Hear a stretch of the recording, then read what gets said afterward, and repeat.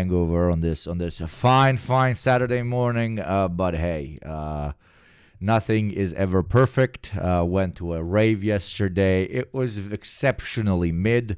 Some of my friends got a bit too fucked up and they left early, so I left early. So, I hated that yesterday, but now my body and my brain thank me. Okay. What genre of music? It was a rave. It was techno. It was there was a guy that was doing really old school shit. It was good. It was good. It's a club that has like multiple rooms type of a scenario, and depending on which part of the club you go to, it has a different subgenre of electronic music. Let's call it that. I did raves 25 years ago. Lovely. Love the old heads in chat. Okay. But yeah, it was nice. Yeah, like Berghain, like everybody copies at this point that specific concept, especially electronic music places really copy it. Electronic music places sometimes struggle to make money unless they have a deal cut with the dealers. Because, everybody just fucking takes MDMA or some shit and then drinks water the whole night. So they either have to overcharge on water or figure out some other monetizing method, like a very, very steep entry fee, which this place had. Even though, I don't do fucking drugs. I only do ethanolic drugs, okay? So I'm always, at that particular place, I'm always a very, very welcome client. I always have my corner of the bar. I always have my spot because, I actually give them some money. I'm not sitting the whole night on water and MDMA that I got off of God knows who. So that's why I like the place. And it's like all underground, and it's got a very like cyberpunky aesthetic, It's all dark, it's all industrial, and you have all these again cyberpunky neon lights that are the only thing that actually lights anything up, right? They have some weird like BDSM nights and shit sometimes. Not my thing, especially outside of the bedroom, if you know what I mean. So I don't get those. I don't go when they are doing those, but otherwise it's nice. Hey, at least your rave wasn't right outside an open prison. Yeah, fucked up joke, but yes, at least it wasn't. Even though, ironically, I think there is a prison pretty close to that club, but a different type of prison, as we all know, not a disgusting apartheid hole. But anyways, what do I have planned for you on this fine day? By the way, I watched the third episode of Penguin. It's good. It's genuinely not bad. It's getting better. In the beginning, it was. I thought they'll go. I thought they'll go with a lot of cliche routes. They ended up not doing that. I like how they've written the Penguin as well. It's a good show. I'm really not into superhero films, etc., etc. Not saying that there's anything wrong if you are. I mean, some people are very vanilla. But this is good. I recommend watching this. The Penguin is unironically Wonderful. good. A new And child is it soldier wrong named that I'm fucking subscriber. rooting for the Penguin? I like the guy. I like the guy. He's a conniving gangster piece of shit. I don't know, maybe it's some Freudian problem where, I don't know, I see my dad in the dude. So it's I like the Penguin. Thank you very much, Johnny and Nikki, for the 6 months. Grüße from Switzerland. Oh, hello, Switzerland. Much love, much love. Anyways, yeah, it's a Saturday. Let's start this session. Today we have a lot of interesting topics. We're going to talk about influencers. It's a Saturday, so we're not going to take it too serious, okay? We're not going to take it too serious. We're going to watch Johnny Harris on why the U.S. spends so much on its military. I don't know, maybe because they want to plant a base in every corner of the planet. Oh, no, probably. Johnny Harris is going to give us another argument. We're going to talk about interest rates. What are they? What do they do to your life? Why can't you afford a house, etc., etc.? We might take a gander at the new Tesla unveiling of all the robots that are going to be controlling our life in the future, etc., etc. AKA, he's doing the thing he's always doing. He's over-promising and over-hyping through spectacle to inflate his stock, and then he delivers like 3% of what he was actually promising from the get-go. And then if we have time, we're going to talk about drugs. Like, this video has been in this playlist forever, and influencers, right? I believe we should start with CIAHARRIS. We want to start with CIAHARRIS. Let's start with CIAHARRIS. Why does the U.S. spend so much on military? Before that, of course, as always, I do not disappoint my beautiful chatters. We have Ace Super White, the most racist of all Zins, okay? And drip-wise, nothing special. I am just wearing a t-shirt. It is a t-shirt. So edgy, okay? So edgy. Anyways, I don't like how this t-shirt fits with the mask. Like, it makes me look like I have a double chin or some shit. And I need a haircut. But hey, not everything can be perfect, okay? I can't be handsome every day for you, okay? White zinnies.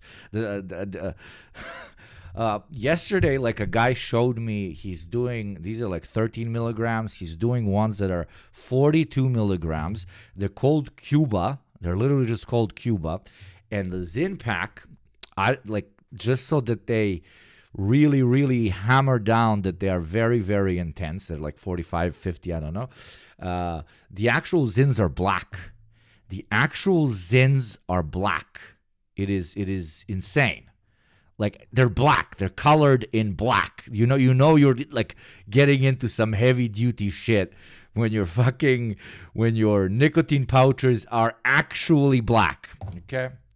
I prefer a good old white segregated Zin, okay? I do not want my daughter bringing a goddamn black Zin to the house. Do you understand me? Anyways, stealth Zins, yeah, maybe when you pop them in the dark, it's not that visible. Strongest my local store has is 30 milligrams a pouch. This is the Balkans. We're the biggest smokers on the planet. Highest consumers of nicotine. Of course, they're going to have the more unhinged strands for us here, okay? You don't doubt what the fuck are we talking about. Yeah, it would be a very wrong time to enter this conversation. You go screaming, that goddamn blacks are fucking... they're too strong. They're overtaking my beautiful white Zins. We're talking about how colorism is acceptable when it comes to your nicotine pouches, okay? Keep it nice and segregated. Equal but separate. What was it that the fucking cunts during the civil rights fight era were saying? But anyways, Johnny Harris, why the U.S. spend so much on the military? Let me give you a plot twist. Because to stay number one, you have to invest. Long live the USA. May all of your taxes go to Uncle Sam. Indeed, indeed. What the actual fuck?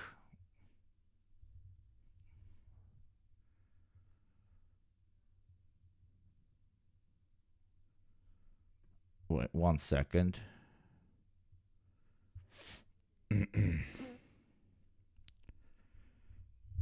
One moment.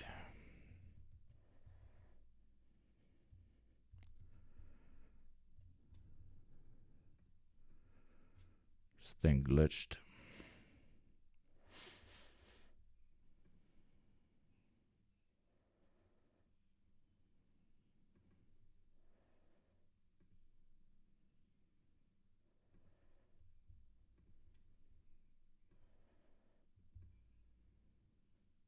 The fuck? Why is it opening a screen that isn't even open? I swear to God, sometimes. OBS is a wacko. Okay, let me open another window. Sorry, chat. Having some technical difficulties for a moment. Come on, open another window. God damn it. Okay, and now let's use that one. Not this one. New tab. Okay? Okay. God damn it, dude. Does everything have to be so fucking... I love OBS, free software, but sometimes it's... Great. Okay, we're watching Johnny Harris. Why does the U.S. spend so much on its military? Bless technical difficulties. Oh, technology. Oh, technology. I believe I'm truly reaching that point in my life where I am old enough and I couldn't wait for this moment to come to like wiggle my finger and at every single new tech upgrade and say, oh, they're just making it more difficult. Oh, it's all just planned obsolescence. Oh, I just got a software update on my iPhone and it stopped working. Harder, harder, harder. I love those types of complaints, you know? Let me show you how much the United States spends on its military. Over here you've got Russia, China, India, and other... Again, as I said, why does it spend so much? Because it is a literal empire. It has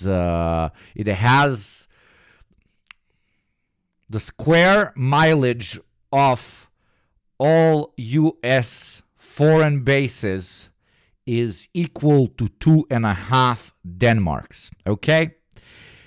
All of their bases combined obviously are going to cost as much as 2.5 Denmarks would need to operate as a country, okay? The United States as an empire does not only exist on the territory of the U.S., and that is what allows it to be the unipolar, undeniable superpower of our good old planet and of our good old species. That is why they need to spend so much. It is literally that simple, but let's see what CIAHARRIS is going to say. Okay. They're big military powers. And yet, if you combine them all into one, the US still spends more. More than the next 10 countries combined. But I'm interested in what happens inside of this circle. Like, what are we spending our money on?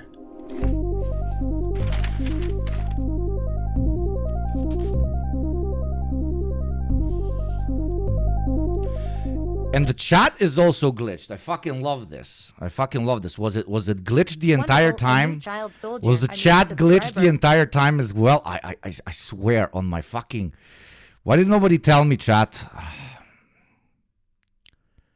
Now I love OBS. I absolutely adore OBS. Now I gotta close it. Son of a bitch. Jebaću ti sestru ću ti jebat. Okay, chat arena's gone. Now let me reopen it. Great start of my fucking day, man. Sorry, chat. Bit of Engie moment.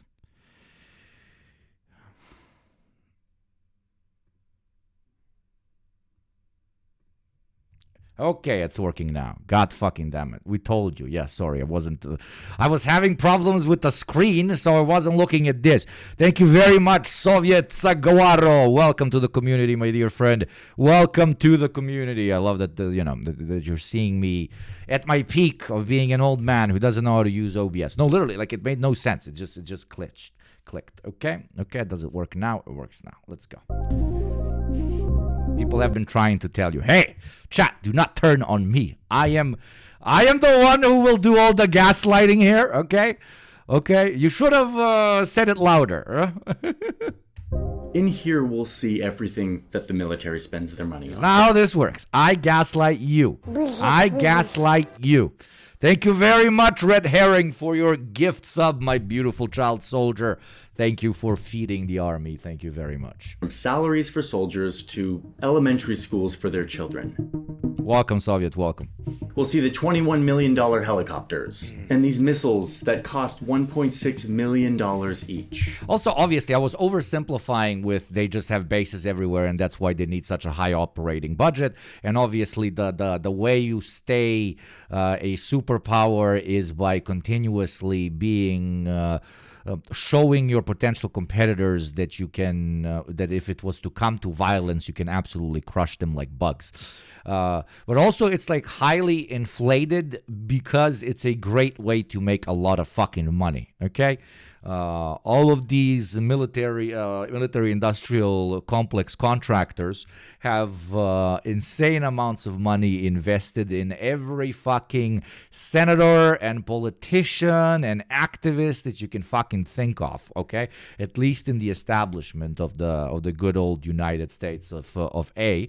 And those very same politicians then always vote in incredibly inflated budgets so that the weapons manufacturers can continue doing what? Manufacturing fucking weapons, okay? And after that, so that they can continue paying the very same senators. And it's a snake eating its own ass. So early in the stream, I said the fucking thing. Remember to cute. Anyways, yeah. So it's a snake eating its own ass. It is the loop of military lobby gives money to senators. Senator votes in higher military spending. Higher military spending leads to more money being made by the military-industrial complex, which leads to what? More money being sent over to the senators. If it works, don't fix it. At least from their perspective. With military assets, you can quite literally just like produce ad infinitum. They can just stay in storage facilities and collect dust forever. Very often you don't even need a war. But obviously when you do get a war, military spending goes through the roof, because then you can pitch for increased military spending, right? The military spending in the US is always incredibly high, but sometimes they get so fucking greedy they want to make even more money, and that's when you get a good old war, and that's when it goes through the fucking charts. It's the oldest profession in the world. You know, I don't know why people say prostitution and sex work is the oldest profession in the world. In my opinion, that's the second oldest profession in the world. What's the oldest one, chat? It's killing, okay? It is killing. It is the closest thing we have to a core underpinning that connects us as a species. We are very, very, very good at snuffing out life. And that industry will live forever because of that. We LARP here sometimes, but even if we achieve lack of hierarchy in a united planet under a egalitarian ideology, we will still produce planet-ending nukes most likely, because we'll be like, what if there's a fucking alien that doesn't fuck with communism and shit and humans? I'm joking around, but yes, absolutely yes. Most progress, unfortunately, also comes from the barrel of a gun. Yeah. And that's why, completely independent of politics, the bullets shall flow. And that's the ideological underpinning, just the logistical underpinning that I said previously. You can just store them everywhere, dude. You can just, like, if you have enough senators that you've convinced, you can buy and create as many missiles as you want. It's like water production, or even though you don't produce water, it's so simple. I can't stand people who suck Kamala Harris off like she's Wonder Woman, and they don't even produce sufficiently to arm their allies. Yeah, and sell those dust-covered weapons to Ukraine or Israel. Absolutely. So you're saying making wooden clubs was the OG military-industrial complex. Of course. No, the OG military-industrial complex is when we learned to do this. Okay, this is the first weapon. This, teeth, okay? That was the first weapon. And then we perfected it and perfected it and perfected it. So, aliens, you're welcome to come. We will fuck you the fuck up, okay? Anyways. And we'll see how much the Pentagon spends on the development of new weapons, new technology, like these ship-based laser weapons. And of course, the most expensive of all... And on the first day, there was fists. Amen in sanctium murderus, violentium destructicum. Go in war, my son. the F-35 fighter jet that will end up costing the taxpayers $2 trillion. And it's also an industry that's pretty far when it comes to what it represents to, like, it's pretty far from the average layman like you or me. Like, look at this number on the screen. Now I'm going to ask you, does that look like how much a jet plane should cost? You don't know, right?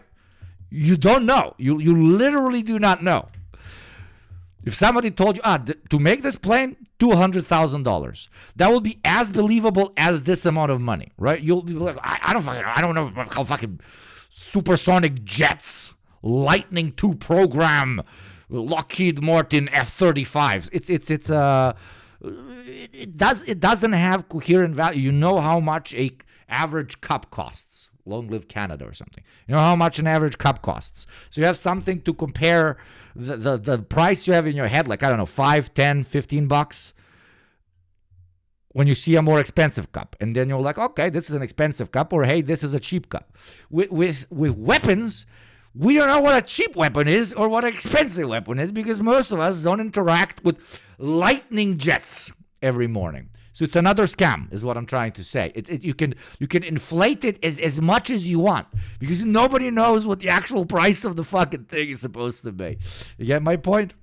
The headset in an F-35 costs $400,000. Yeah, thank you, Figgy. That's what I'm fucking talking about. Not gonna lie, the F-35 is so cool, I wish it wasn't being used for fucking genocide. Absolutely agreed. We need to use it to kill aliens, not fellow Homo sapiens. We even made a little model of this guy. And like the real thing, the model is continually breaking down. No. Okay, here we go. Yeah, the door thing is really hard to put in. Yeah. Of all the money our Congress budgets to run our government on any given year, almost half of it goes to the military. What do you mean? I just traded in my MiG and F-22 the other day. Here you've got education, and there's diplomacy and health science, energy, environment.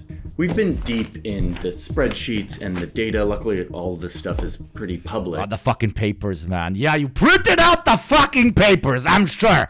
Sure, you printed out the fucking papers, man. And open to scrutiny, with the goal of visualizing all of this, trying to understand where the money goes, to understand why the US spends so much more than any other country on its military. Because it's the world's most powerful country, and it's an imperial superpower that wants to control the world. Unironically, if he doesn't mention that, if he doesn't, let's bet, will John Harris mention imperialism as a reason for why they need to spend so much? Will he say the word doesn't even have to say the word imperialism.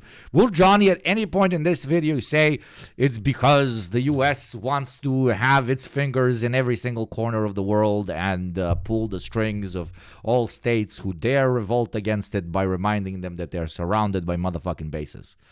No, he will not. He's a neoliberal cuck. Unironically, it's because we are just straight up evil. Not you, my friend, but yes, your state and how it operates, just as any imperial state is.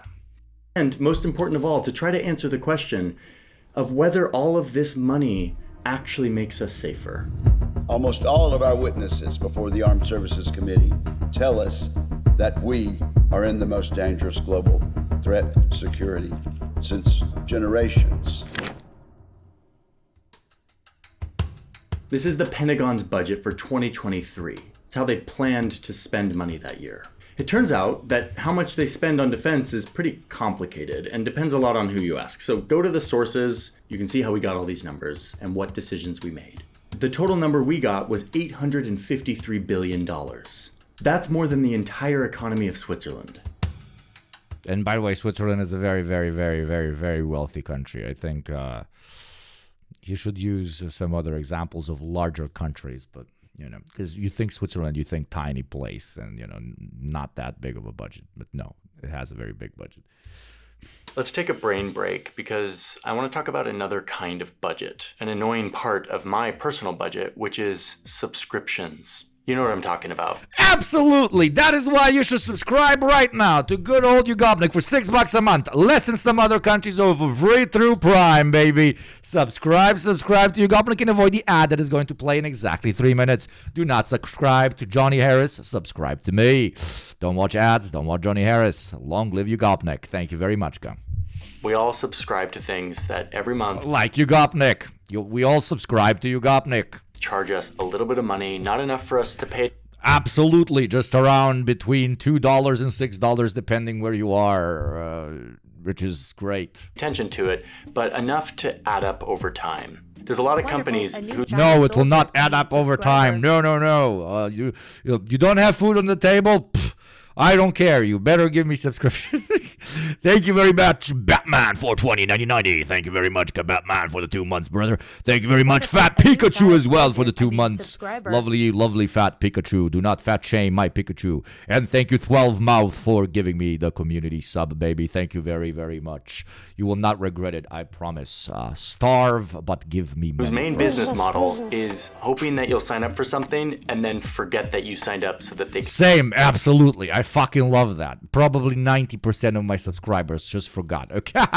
And charge you every month. Please subscribe and forget you've subscribed. Thank you, Zaras, for the 5 community subs, you fucking legend. I did not know that this kind of a disgusting subscription pitch would work. Me literally talking shit at my subscribers. So yes, be stupid. Waste your money on a Twitch subscription so that a little Slavic communist boy can live his dreams. Yes, be super irrational with your money right now, so you can see the hype, like a thing called a hype train, reach a higher level. Be so fucking irrational right now. Come on, don't watch ads. Actually, that's very rational. Like $6 versus watching ads, I think is relatively fair. This is super annoying and really hard to keep track of. Luckily, there's a solution. No, I don't want a solution. I want people to subscribe and forget they ever subscribe. Nope. I don't want to hear that solution, Johnny Harris. No, I am literally skipping. Do not use that app. Do not use that app. I forbid you to use that app. I forbid you, especially subscribers. Do not use that app. I have not had sex with that woman. Do not use that app. Yes, do not use Rocket Money. Do not use Rocket Money. Instant ban.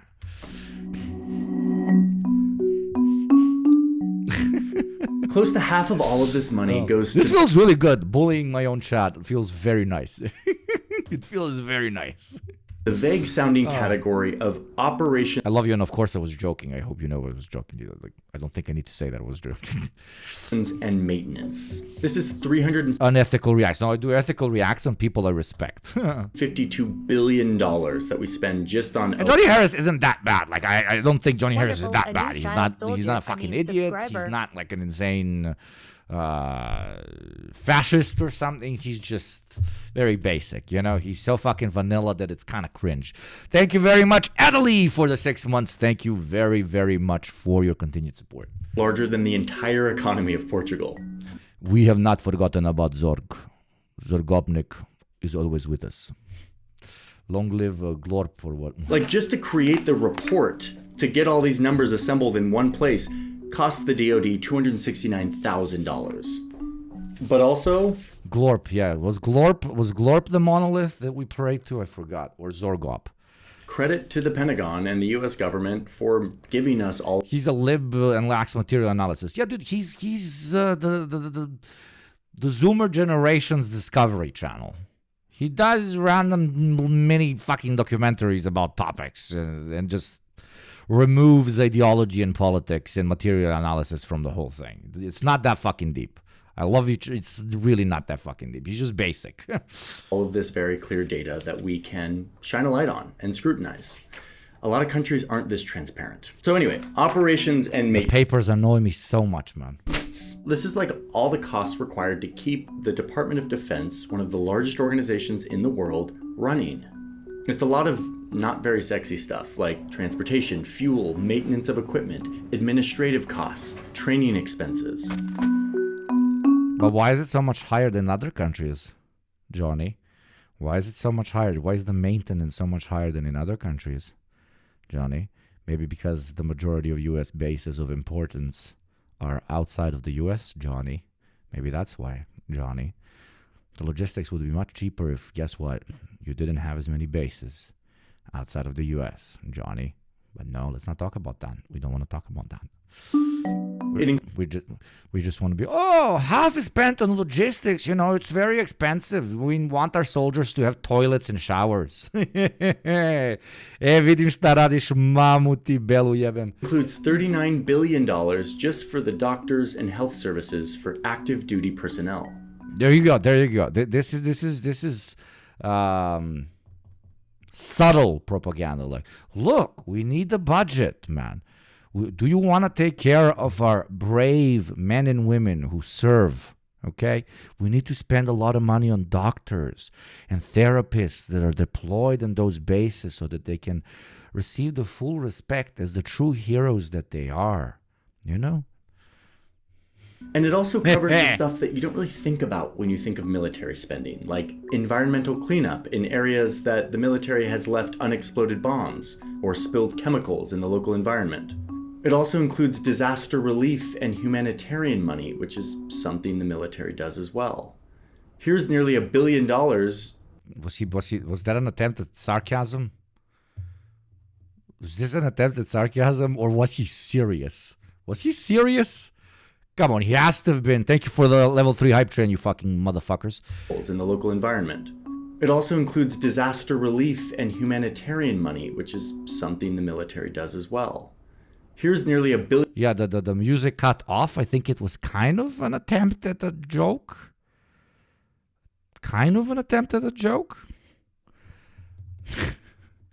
The overtone window and what makes us happy to see a liberal say has really shifted.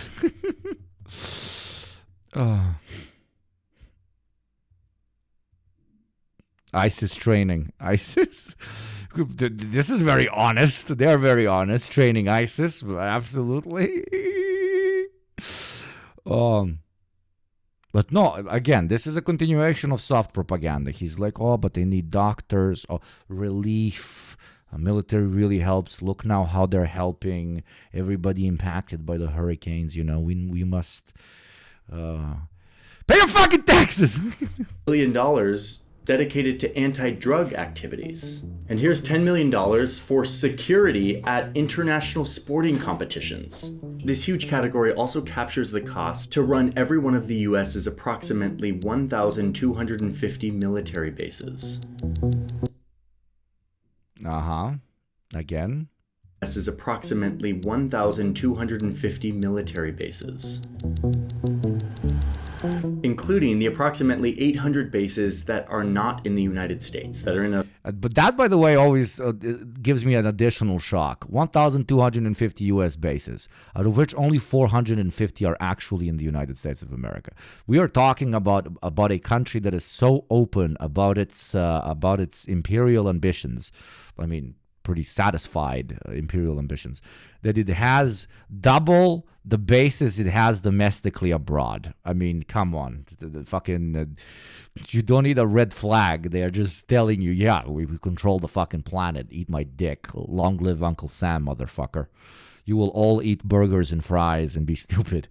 Other countries, which, by the way, are quite expensive to run because the U.S. military has basically created a slice of America in these other countries. Yeah, and the slice is so big, it's 2.5 Denmarks. It's 2.5 Denmarks, chat. 2.5 Denmarks. 2.5. Like, I want that to sit in your fucking head. To understand just how much territory, just when it comes to bases, not with soft imperialism, economic imperialism, corporate imperialism, but just when it comes to territories. 2.5 Denmarks. You've got... That's a lot of burgers, brother. Pizza Hut and McDonald's and Subway and grocery stores with products flown from the United States to make military personnel serving abroad feel like they're right at home. Okay, but let's just pause right here on this map because this is a good moment to... God forbid the Americans at least eat the food in the countries where they are militarily deployed. They don't even want to. I don't want to eat your disgusting foreign food. But sir, you are literally in my country. It is no longer foreign food because you are not in the U.S. Do you see this base? Do you see this base? Do you see this base? This is America, baby. Recognize that the United States military is not a normal army. It is not a normal military. Most militaries are tasked with protecting their country, securing their borders. Oh my God, if you're gonna say something based. But the U.S. military is so much more than that. It sprawls out throughout the entire globe, giving the U.S. control over every corner of the planet. Based Harris, Comrade Harris, based Comrade Harris, based Comrade Harris. Allowing the U.S. to be Did somebody say based Comrade Harris? Global policeman, where it enforces the... Did somebody say based global fucking John Harris? Hey, our guy slash our slash guy slash... Oh my God. The rules and norms of the system that it created and from which it benefits immensely. Busted? Comrade, they call him Johnny Lennon Harris? He wrote YouTube, State, and Revolution? So, one quick answer to this big question of why the United States spends so much more on its military is actually pretty simple. Because this is the cost of being the global hegemon. Busted? Busted? I guess we're calling him CCP Harris now. We're calling him CCP Harris. CCP Harris. Harris has joined the good side, baby. Let's go. Let's go. Beijing welcomes you, Comrade Harris. The one who gets to enforce the rules and maintain control over the globe. Holy shit. Johnny Harris, Dangus twist. Okay, but let's keep going on our budget. That's the point of the video. The next big category here... No, that like... For the amount of vanilla that we used from our dear friend here, this was lovely. This was absolutely phenomenal. He called them global police. He called them a hegemon. He called them ensuring their position of privilege in international politics. He's cuting, man. My boy CCP Harris is cuting. Okay. Can't wait for the allegations that are against Johnny Harris that he, I don't know, hates Uyghurs or something. Military personnel, $172 billion.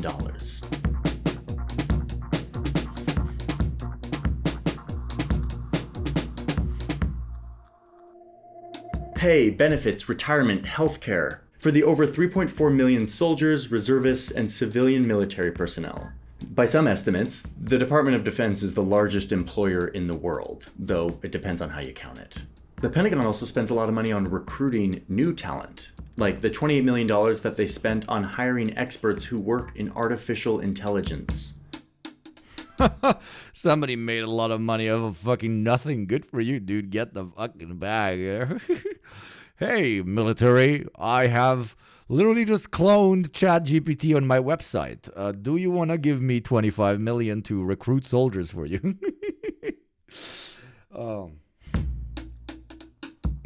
Next, the military spends $140 billion on research and development.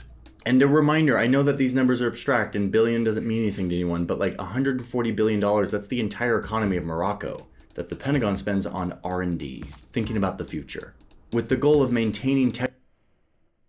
How do you beat an enemy like this? Like, you got to play their game, unfortunately. And China, to an extent, is doing that. Very unfortunately, but you got to have a massive, insane military.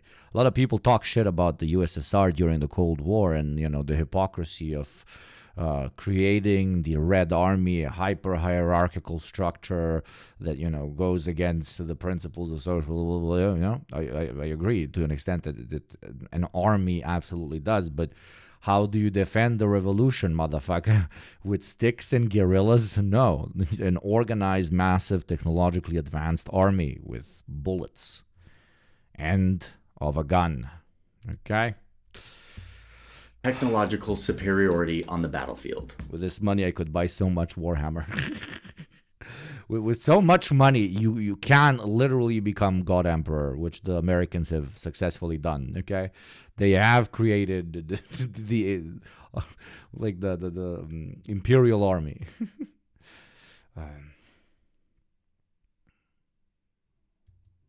Meaning they're working on new tech. It's a huge part of what the Pentagon does. Now, a lot of this stuff is classified, but we do know that the Pentagon is spending money on stuff like AI, using AI to analyze drone footage to improve their targeting capabilities, building autonomous submarines, or these... Yeah, it's the great twist. We're working on a video for First Thought with us. It's the great twist of Silicon Valley that was supposed to save us from everything. That was pretty much the promise. It was the greatest promise in the history of humanity. I don't think Jesus Christ, came down and promised as much as Silicon Valley promised. And now they're just developing murder drones and surveillance AI, and they're lobbying the State Department to start a war with China. It's this is what happens when we started celebrating the fucking nerds, dude. They're worse than the insane, unhinged, Rothschilds of the past or whatever, the quasi-aristocratic capitalists. These dudes just went out. I want to use my money for Facebook that I make from Facebook and PayPal, and I want to make a bomb that can burn the whole planet. Or target a specific race. Will you give me money now? They're not human. Military lasers that they use at sea to attack other ships. For years, they've also been trying to develop this exoskeleton that will supercharge the abilities of their soul. They're good nerds too. Okay, I am one as well, my brother. But we should not be put in positions of leadership. Okay, let the stupid himbos lead, because they are literally too dumb to end the planet. Exosuits are going to be so fucking cool, dude. I am tripping the shit out of myself. I am immediately getting an android liver, okay, so that I can drink ad infinitum. I am tripping the shit out of my brain so that I finally become smart and lower the fucking ADHD a little bit. And I don't know. What else? Well, yeah, a big super arm. Why the fuck not? Because I can lift shit. I would love to lift a car. That would be sick as fuck. Allow them to carry more... Wanting power armor is my most reactionary position. Why the fuck reactionary? Just call it a communist power armor and fight for the future Red Army, and you're good, my dude. Weight over long periods of time. Although this technology, while potentially promising, isn't really there yet. But it might be soon. Lift shit or jerk shit? No, dude. Now, the Pentagon pours a lot of investment... I need to make my arms smaller for that. Oh, God, that was awful. I'm sorry. To develop this exoskeleton that will But you know what I'm not sorry about? Giving you an ad pitch because I want to save you. Yes, I care about you, not your money. You specifically, I really care about for when it comes to your mental health, and you not watching ads like the ad that is going to play in 2 minutes and 15 seconds. Subscribe to YugopnikTwitch. Do not watch ads and live a healthier life. Do not give money to your therapist. Do not go to therapy. Instead, give money to me, which will lead to you not watching ads, which are literally the main cause of all of your problems. There you go. I am not a licensed therapist. The ad plays in 2 minutes. Supercharge the abilities of their soldiers. Allow them to carry more weight over long periods of time. Although this technology... And I'm borderline not kidding. Like advertising and, the modern pitch that materialism is everything is unironically the cause of 50% of mental health issues. Unironically. While potentially promising, isn't really there yet. But it might be soon. Now, the Pentagon pours a lot of investment into these technologies for the battlefield. But sometimes this tech actually turns into stuff that we use every day, like GPS, drones, voice recognition. The literal iPhone, most of this shit that went into the first iPhone was developed by the U.S. state, specifically the military. Sometimes good shit comes out of it, man. Thank you very much, Smoothie, for the sub with Prime. Welcome, my beautiful child soldier. You are swelling up the ranks, both metaphorically and sexually. The computer mouse and the internet itself are all technologies that were first developed, at least in part, by the US military. The World Wide Web, or the web, was created for and by the United States Department of Defense.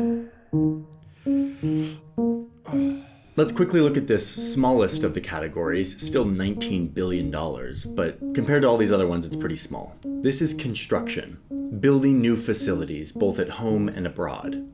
Like this little project, $85 million for jet fuel tanks in Japan. And New York City on 9/11.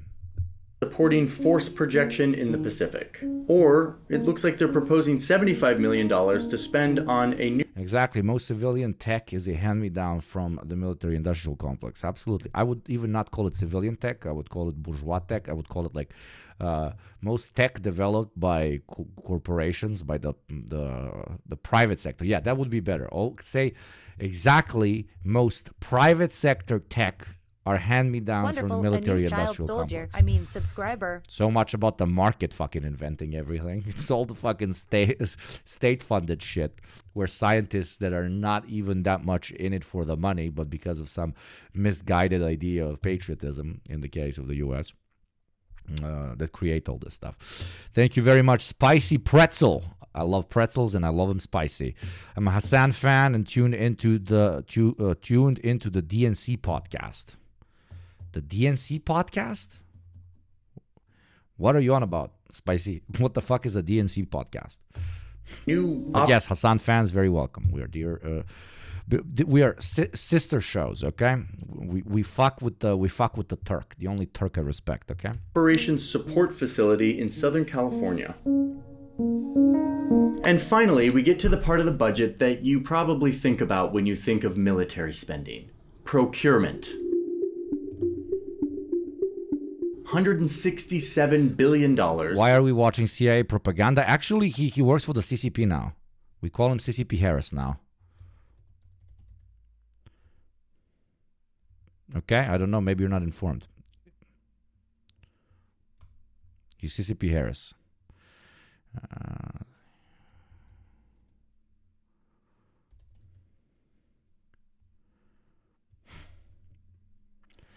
Do you know what goes great with Israeli Gunner armor? Power edging weapons.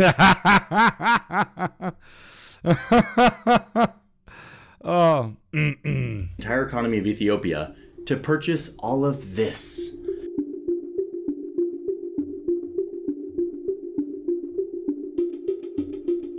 Okay, I've always known the military stuff is expensive, but now I really know it. Let's look at some. I don't know who your favorite fucking streamers are, but when you're in my chat, you serve Zorg, the great god of the Jizraeli Gunner state that you serve as a child soldier, okay? That this is the type of community you have entered. And those are a lot of words that I've just said, but the lore is continuously developing. We've also recently developed that white streamers would be the presidents of Gunnerstani Jizrael. And what was the other one? And yeah, the official religion is Zorg, okay? Some of this stuff. No, not Zorgop. I think it was Zorgop. And also Zin segregation, absolutely. White and black Zin should never touch. This jet costs around $142 million. The US bought 77 of them in 2023 and is asking for another $14 billion to buy 83 more this year. And they're pretty spendy to fly too.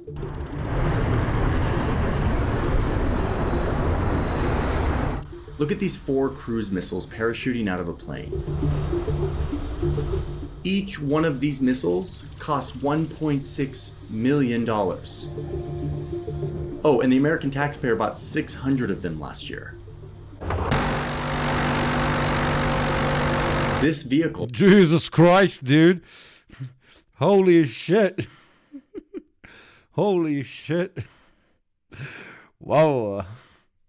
That was like when your friends see your mom, dude. Holy shit. will cost $372,000. It's used to move troops around the battlefield. Last year we bought about 3,700 of them, and this year we want another 3,100. $2.8 billion buying 24 of these F-15s. For the Navy, this is going to cost $7.3 billion. $1.2 billion for these 56 Black Hawk helicopters for the Army. This is literal anti-U.S. imperialism video. Like, Johnny Harris, I love you now. Fucking marry me. Holy shit. Also hook me up with that CCP money that you're getting now. $2 billion for 3 destroyer-class ships. Probably doing the same thing with those subs. Fleet replenishment, American-class amphibious is going to be about $2.2 billion. I mean, it's a lot. And these are just... And nobody exactly knows how much it's supposed to cost. It's the perfect scam. It is the perfect scam. You can order them ad infinitum. You can store them ad infinitum. You can create 7 billion different scenarios on why you should buy more of them. And it's normalized. It's absolutely incredible. It's absolutely incredible. If you want to make money, go sell some fucking guns, Chad, okay? If somebody's still young and studying, Lockheed Martin. That's where it's at, my dude, okay? Go get that fucking bank, bro.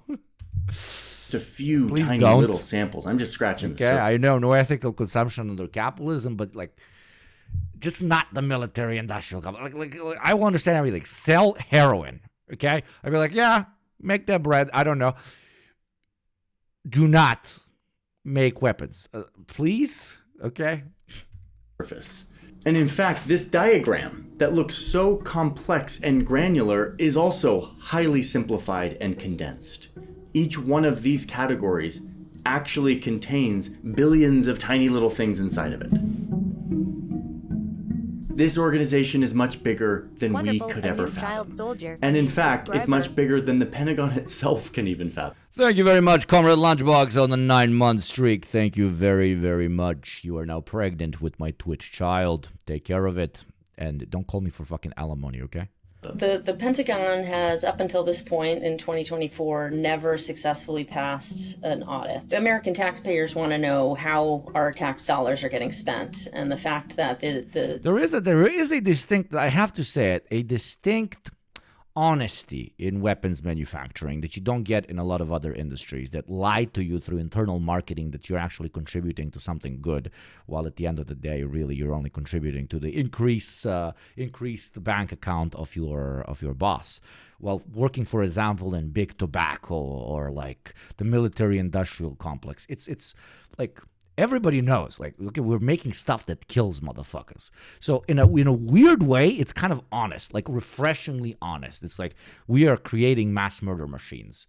So I kind of fuck with it from that perspective, because at least you don't have to lie to yourself. You can, like, they've embraced being the bad guy. Like, you know, it's an enemy worth to an extent, at least not making fun of, not respecting, but not making fun of. Okay. It's a good, honest job. It's not good, but it is an honest job. It's one of the last, hot take by Yugopnik. Weapons manufacturing is one of the only honest capitalist jobs left nowadays. I will put that on my grave, okay? Because again, it's fucking honest. Hail Yugopnik, I found you from when you raided James. Hey, welcome, my friend. I live in America. We can make weapons if we can make weapons if we want. Hell yeah, brother. That was great spelling. Like, I'm not even kidding. It's normally legal to just build your own gun at home. That's what you meant. Yeah. It's not good, but it's honest work. Yeah, it's not good, but it's honest work. Yeah. It's not good. It pays a lot, and it's honest work, brother. Let's make that MIG. Morning, brother. I don't see how that would be a controversial statement. Yeah, me neither. I don't know. Because I'm giving compliments to the fucking military-industrial complex. Department that's getting such a huge chunk of the federal budget can't account for all of the dollars it's getting. Like, if you work for the military-industrial complex, and let's imagine that hell exists. I don't believe particularly, but let's imagine that hell exists.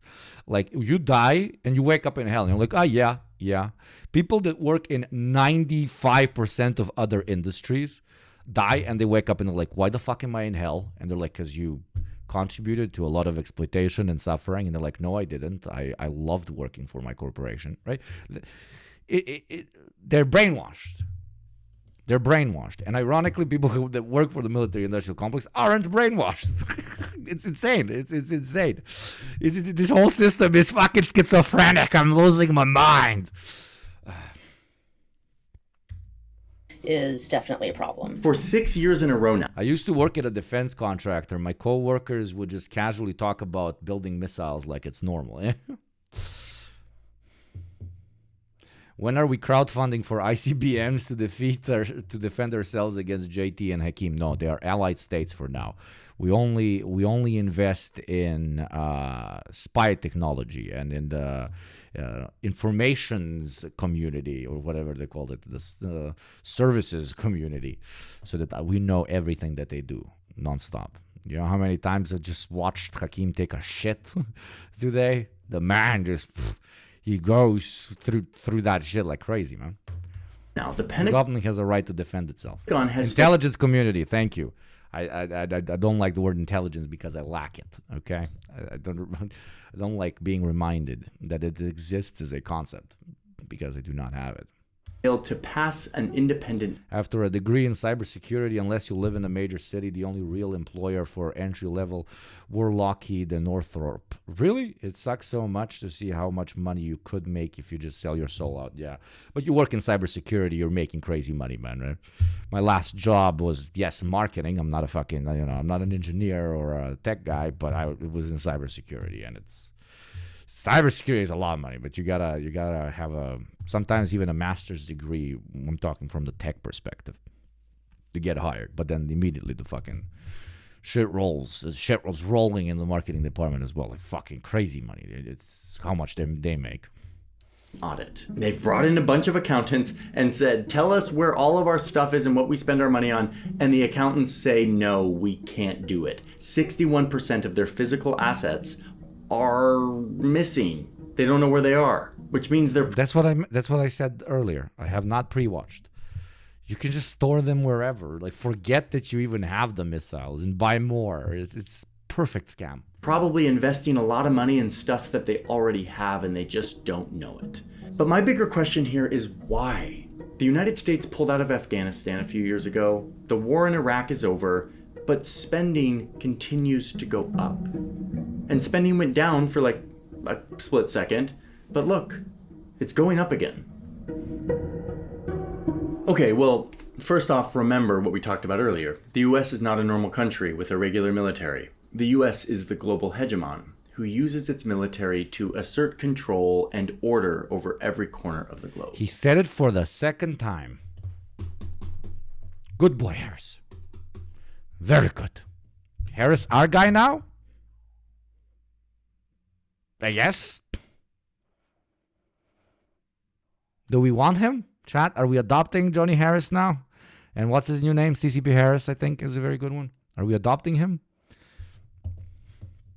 Nah, he's going to end up saying it's good. I don't know. He hasn't said it yet. But there's another reason why this budget is so high. And this reason is much more... Harris, secret Maoist. I've been saying it for years. Infuriating to me. What our little graph here doesn't reveal is that most of this money is going to private corporations who get 466 billion of these dollars, about 54%. And once... Oh, that's interesting. 54%? No, what do you mean 54%? Yeah, because the other 46 go into like for the salaries of the military men and women and the tech upkeep and the logistics, but that is executed by the military labor force, let's call it. But 54 go to entities that are not employed by the Pentagon. That is very interesting. So 54 go to basically corporations that sell them bullets and shit. Once again, the US government tells us exactly which corporations they give all this money to. We pulled the last 19 years worth of data. Mike was saying he'd like to have you on the stream sometime. Yeah, I really enjoyed having him on the D program. I would love to come on. Tell that motherfucker to DM me. I love Mike. That piece of shit. I love him. I love Mike. On these private No, Mike is really cool. I don't know. Fuck with Mike. Contractors. At the top of this list, you start to see the same names over and over. Raytheon, General Dynamics, Boeing, Northrop Grumman, Lockheed Martin. These are the names at the top of these lists, year after year. There used to be a lot of... Marxism and systems and economic models ran on key ideological inputs are too complicated to get your head around, and you want like a secret evil cabal of guys that meet and that actually control the world. These names you just mentioned, that's the closest to that. That's the closest you're getting to that. Not just capitalists that are continuously run by the market, but capitalists that quite actively, more actively than anybody else, direct the behavior of large and small state actors, aka countries, okay? These corporations and their heads, but more importantly their owners, are the closest you can get to, an actual evil cult that is the so-called deep state or whatever. I stay away from that shit because it's overtly simplistic, and again, it ignores the systematic issue at hand and just paints particular people as bad actors, and we will have a better world if we just fucking kill them or whatever. Not saying that we wouldn't. But just another head would pop up where there was the decapitated. That's why reform, while nice and great and recommended, doesn't work long term. Yugopnik, if I got a clothing brand, would you rock it? If I get your info, it's more of an organization bigger than me, more of an organization trying to be the first in my community to bring Marxism and God-fearing people together, because in reality, we are all one if we unite. Absolutely, hit me up, send me that shit. I'll wear your shirt if it looks cool, if it looks nice, if I fuck with the aesthetic. Thank you very much, sir. You're saying that Kojima was right and we should play Metal Gear Solid. Absolutely. I've been saying Metal Gear Solid 3 is the literal, what was the word? Metal Gear Solid 3 is the sequel to the third Das Kapital by Marx. Metal Gear Solid 3 is actually Das Kapital 4. Speaking about sequels, you will not get any if you do not click the subscribe button in the next 30 seconds, because you will have to watch an ad, and that will be bad. So subscribe right now and don't watch the ads ever. You subscribe once, no ads ever. Like, that's the best fucking deal. And I feel good. It's incredible. And you feel good for helping me. It's great. You feel good. I feel good. You don't watch ads. Oh my God. The greatest pitch of all time. This is the best product on the planet. Different defense contractors. But over the last 4 out of 10 low energy. Yeah. I fumbled the bag on that one, brothers. 3 decades, they got gobbled up by these big 5. Transitioning, from the words of the Pentagon, from 51 to 5 aerospace and defense prime contractors. As a result, the DoD is increasingly reliant on a small number of contractors for critical defense capabilities, i.e. we've got kind of a monopoly. I dropped the bag on that one. No, I prefer I fumbled the bag. I love fumbling many things, including the bag. I'm glazing, Wonderful. so I'm A new giving a child high rating. soldier. Thank you for not making me feel like shit. And thank you, level 3 potato. I prefer you over level 4 potato, definitely. Thank you for the 5 months. Thank you very much. Issue on our hands. These 5 contractors own the space, and the Pentagon can't really go elsewhere if they need an F-35.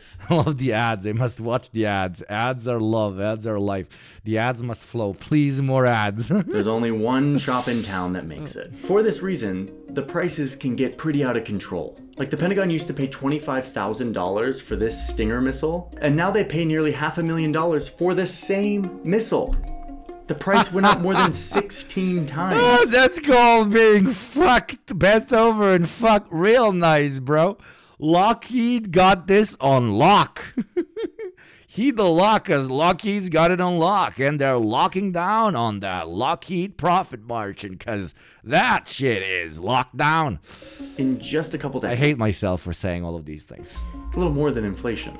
There's a history of defense Wonderful, a new contractors child overcharging soldier, the U.S. government. They can overcharge. But I don't hate 3 Rick.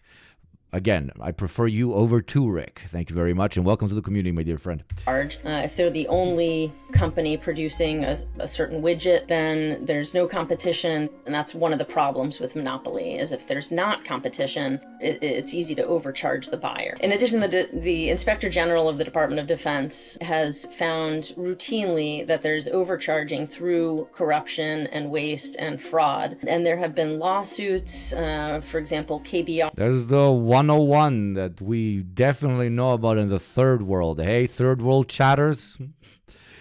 Getting contracts with the government and then overcharging them, but paying the actual decision maker from the government who choose which contractor fulfills the particular operation, like build a road, build a hospital, sell you AK-47s, you know?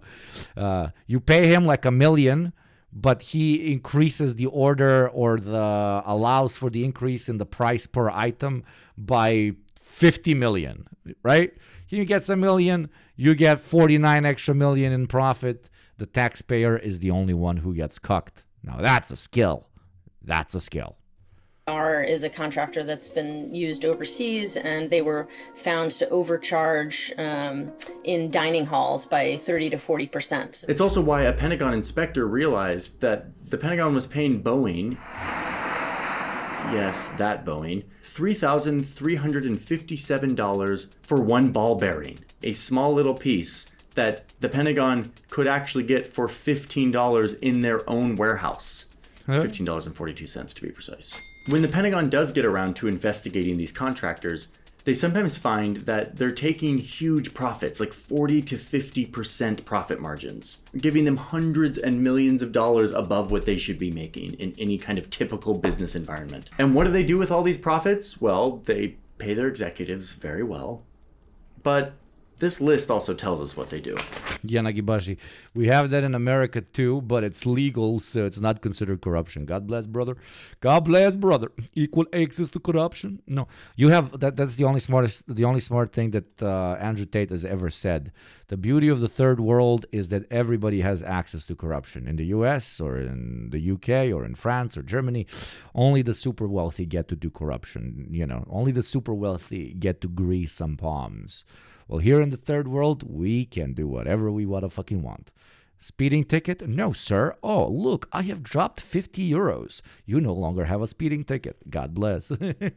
Equal representation and equal access to corruption. That is the platform I am running on.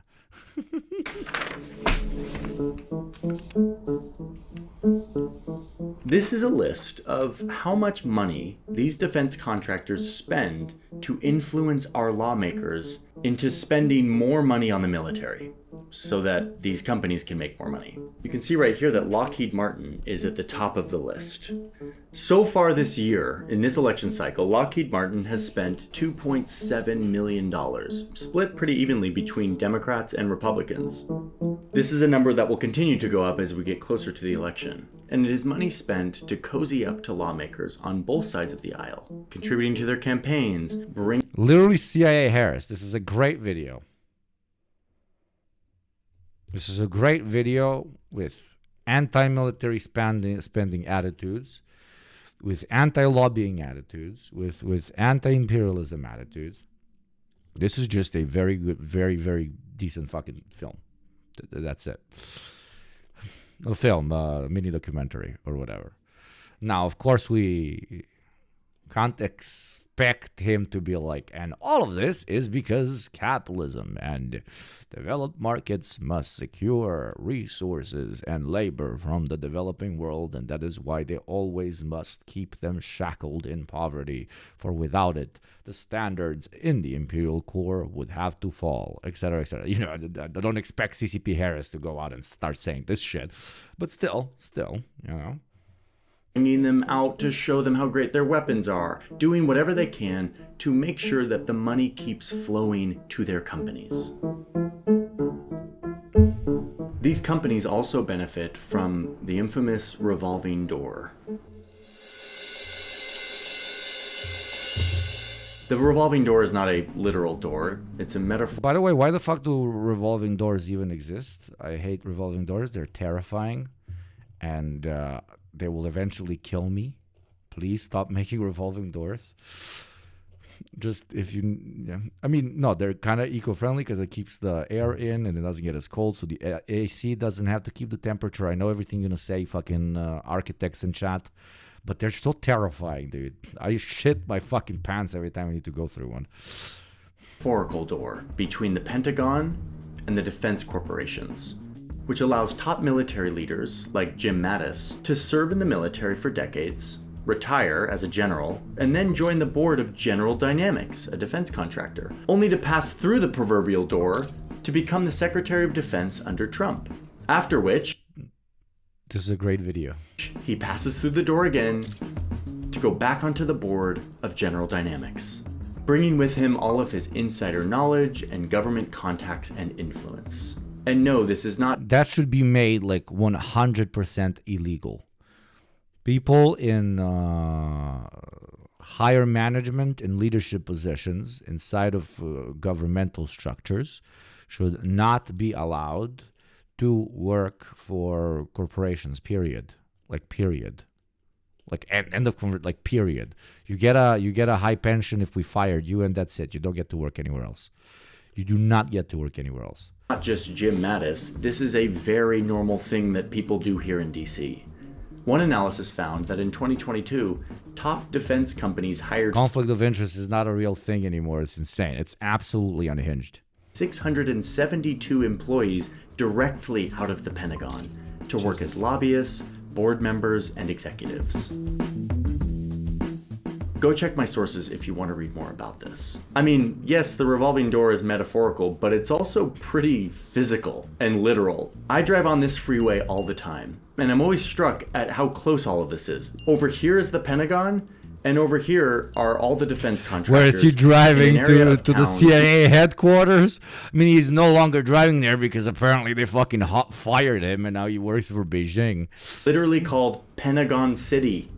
If there's someone working in government who is deciding on contracts and they have a conversation with someone who's going to receive crazy, that contract, dude. That's crazy. They went and they literally built all their corporate headquarters and shit right across the Pentagon, man.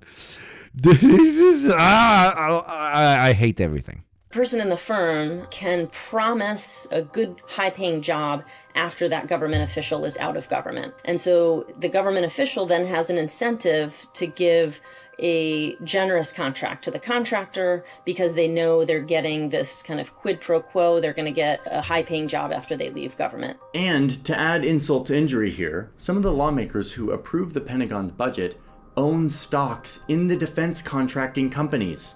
Like, the lawmakers get richer if we spend more money on defense. No. I said this at the beginning of the stream, called it blah, blah, blah, but I'm sorry, I'm becoming repetitive. This is an excellent fucking video.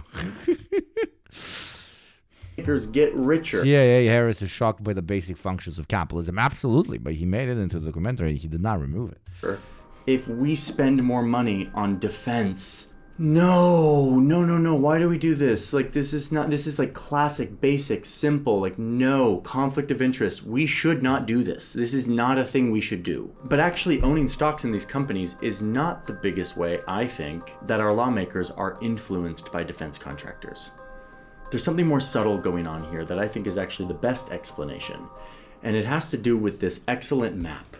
The papers, the maps, a certified CIAHARRIS classic. This map was assembled by an Air Force veteran and analyst named Christian Sorensen. This map makes it easy to see how contractors intentionally allocate their operations all across the country, spanning dozens of states and political districts.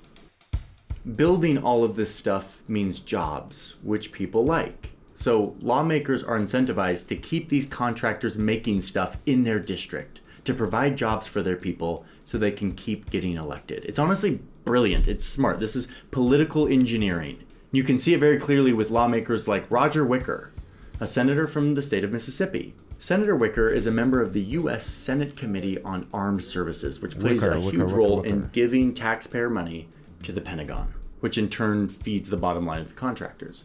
Wicker loves the military. You often hear him advocating that we should spend way more on the military. We need. And this is, for example, a perfect, absolutely beautiful allegory for why there is no such thing as an independently operating state, where the same way as it is separated from church, that it is separated from the private sector. It is impossible. That is why we call particular governments of modern neoliberal capitalist states, we call them capitalist states. We call them capitalist governments. We don't mean that every single senator in the U.S. is an actual business owner and employer and, fucking stock trader. We just mean that the market has interlocked its own interests with those of the state to such an extent that there is no longer an actual difference. Okay? You want to get elected, you need to get people jobs. For you to get people jobs, you must work with the private sector. And for you to work with the private sector, and for them to choose to come to your small town or city instead of another one, you gotta give them benefits. That is a direct interlocking between the private sector and the government. There is no such thing as a let's say, economically secular way to manage a capitalist state. Because the main people you will always go back to, no matter how much power you've accumulated in the bureaucratic structure of the state, you will always have to go and plead with the private sector. So now rationally, what is the conclusion of this? It is that the private sector is who actually governs when it comes to the hierarchy of decision making and influence. Does that make sense, my beautiful, beautiful chatters? Does that make sense?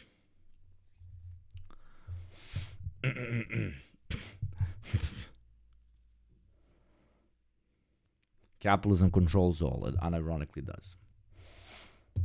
It's called lobbying. It's a specific word that is in no way related to bribery. How dare you think that? Yeah, but I'm saying even ignore the lobbying. Even ignore the people. Like, let's say we're talking about a capitalist country where lobbying is illegal. The local governments, if they want to impact any sort of change on their communities, they have to do it by interacting with the private sector. There is no such thing as, for example, a standing army of construction workers that are employed by the government. Such a thing doesn't exist. So if you want to build a road or a hospital, you got to hit up a corporation and be like, how much money do you want for this? So that you can actually create it. There are no state-run industries. So if you want to get people jobs, you got to hit up who? A corporation and say, what can I do for you so that you come over? So even without lobbying, just through simple market forces that all of you, I believe, are smart enough to understand, it is the private sector that dictates how any government in this system is run. There is no separation. My imagination can stretch this far. Chat, I'm making an egg sandwich. Anyone want one? I love when you listen to me. Not a big fan of the government. Yeah, me neither, okay? That's why a communist party winning in a capitalist country will be the same as nothing. I mean, unless it then uses that power to enforce massive change. Let me snooze this ad. What the fuck is up with Twitch? It's fucking bombarding me with ads today. I haven't changed anything in the settings.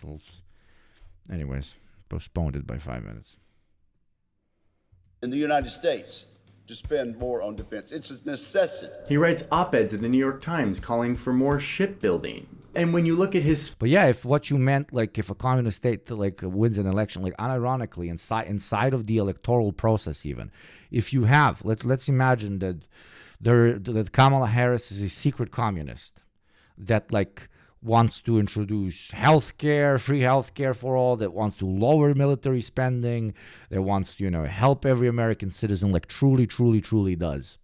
And even believes in socialism like her dad or whatever the fuck. If she becomes president, she will not have any tools that would allow her to do any of this without having to call up the private sector. And from that moment on, when she calls out the private sector, the plan is already corrupted. It's already doomed to fail from the beginning, because it will always come back to money making and swelling up the private sector, which will then use the fucking money to get her out of office or whatever on the next term. It's unavoidable. No separation between government and corporation that no longer exists. As, I don't know, Brad Pitt said in that fucking movie, America is not a country, it is a corporation. But almost every capitalist state anywhere also is. So if you are real patriots or whatever, and you want to really serve your country and flag and anthem, you should also be anti-corporate.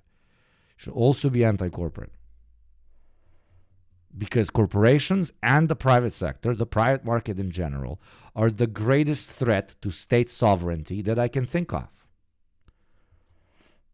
Because they're codependent.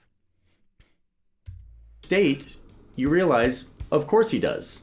The largest employer in Mississippi is this naval shipyard run by a defense contractor named Huntington Ingalls, which means more jobs and economic stimulus for Wicker's people in his state, which means a better likelihood of being reelected. Now, these defense contractors know that Senator Wicker is an important part of their bottom line. So they contribute huge amounts of money to But I love when my daddies make more money. Well, if you want your Yugopnik daddy to make more money, please do consider becoming a subscriber right now and avoiding the ad that plays in 4 minutes and 30 seconds. Is it very creepy that I call myself your daddy? Yes, I will never do that again, and I sincerely apologize.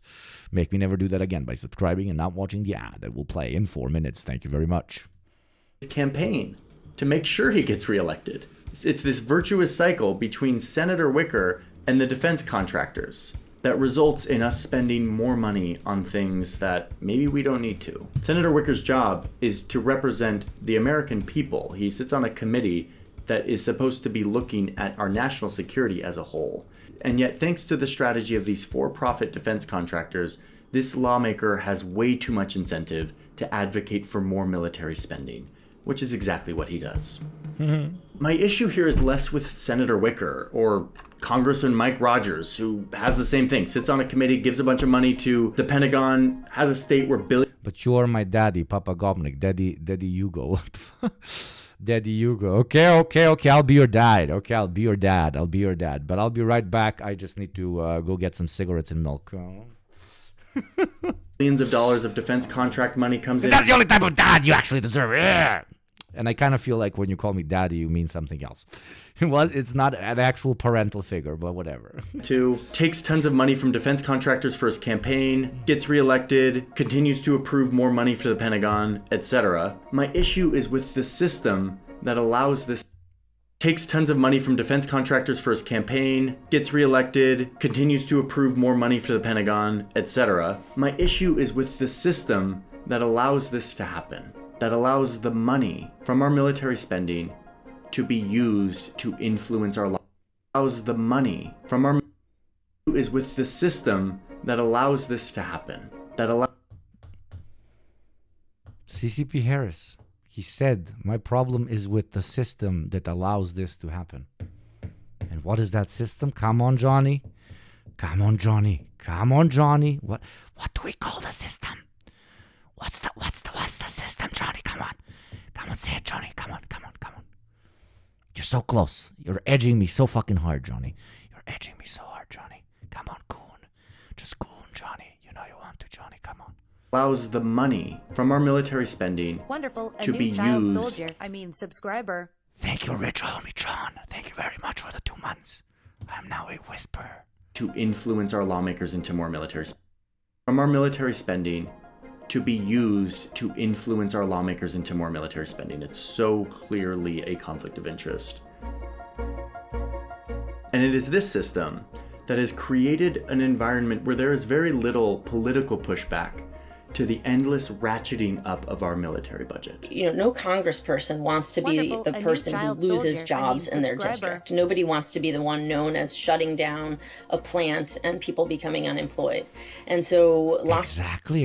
The private sector influences the state far too much, and the state is no longer sovereign. And in some extreme cases, it is the state giving money to private institutions that create killing machines, so it's extra fucked up.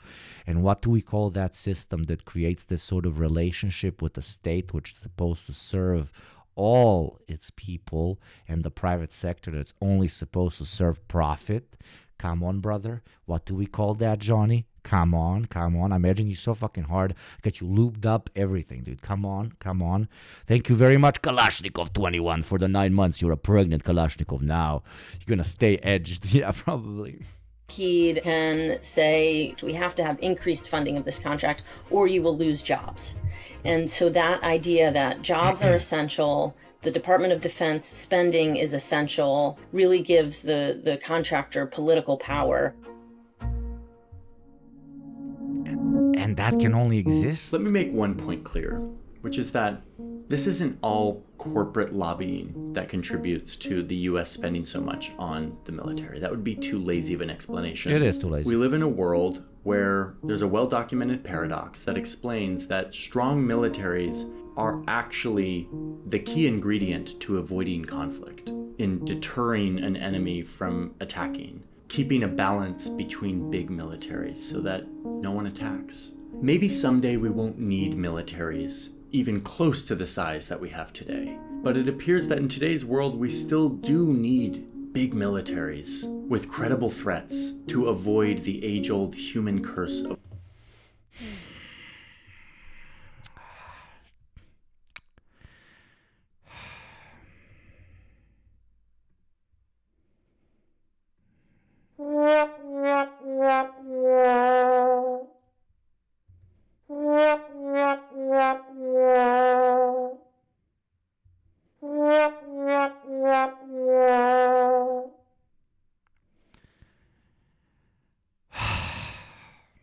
Come on.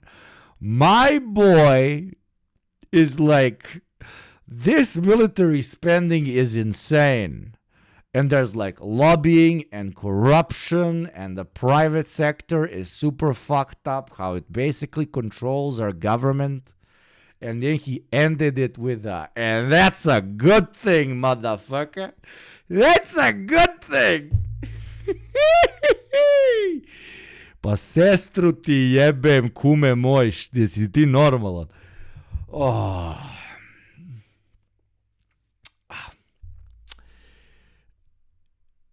Absolute art. Absolute art. Absolute art. Absolute fucking art. Absolute fucking art. One brother, what do we call that, Johnny? Come on. I'm edging you so fucking hard. I got you lubed up, everything, dude. Come on.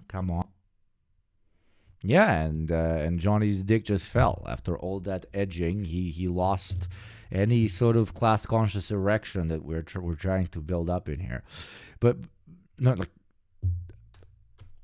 wonderful. Wow. Child soldier. I mean, subscriber. Just wow. And all of you chatters the entire time, my beautiful, beautiful child soldiers, you will like, wait for it. He's going to say, but. And I'm like, no, this is going too well. I got edged. I was edging, and yet I was the one who ended up being edged. I was so excited. Okay? I was so excited. He made a whole video talking about military-industrial complexes being bad, the private sector controlling the state being bad, how lobbying works sometimes directly and indirectly, and then he was like, and we got to deal with that because we need an army because that leads to no war. Are you seeing what the fuck is happening out there? If big army, no war, why are Israelis decapitating fucking children every day? Like, The Israelis are only capable of doing this to the Palestinians because their big brother has the biggest army in the world, so nobody has the balls to stop the Israelis. The biggest and most bloodthirsty, against civilians at least, genocidal war that is happening right now, Johnny, is only happening because the U.S. has such a big army. That's the main fucking reason why it's still going on. So your argument that, of course, it's not an intentional argument. He's fucking CIAHARRIS for a fucking reason. But, you know, big armies mean no war. The U.S. or its allies have been involved in a conflict for the last fucking 100 years, nonstop. The fuck are you on about, boy? Ruined orgasm Harris. Absolutely, that's probably what his girlfriend calls him, or boyfriend. I don't know what he's into.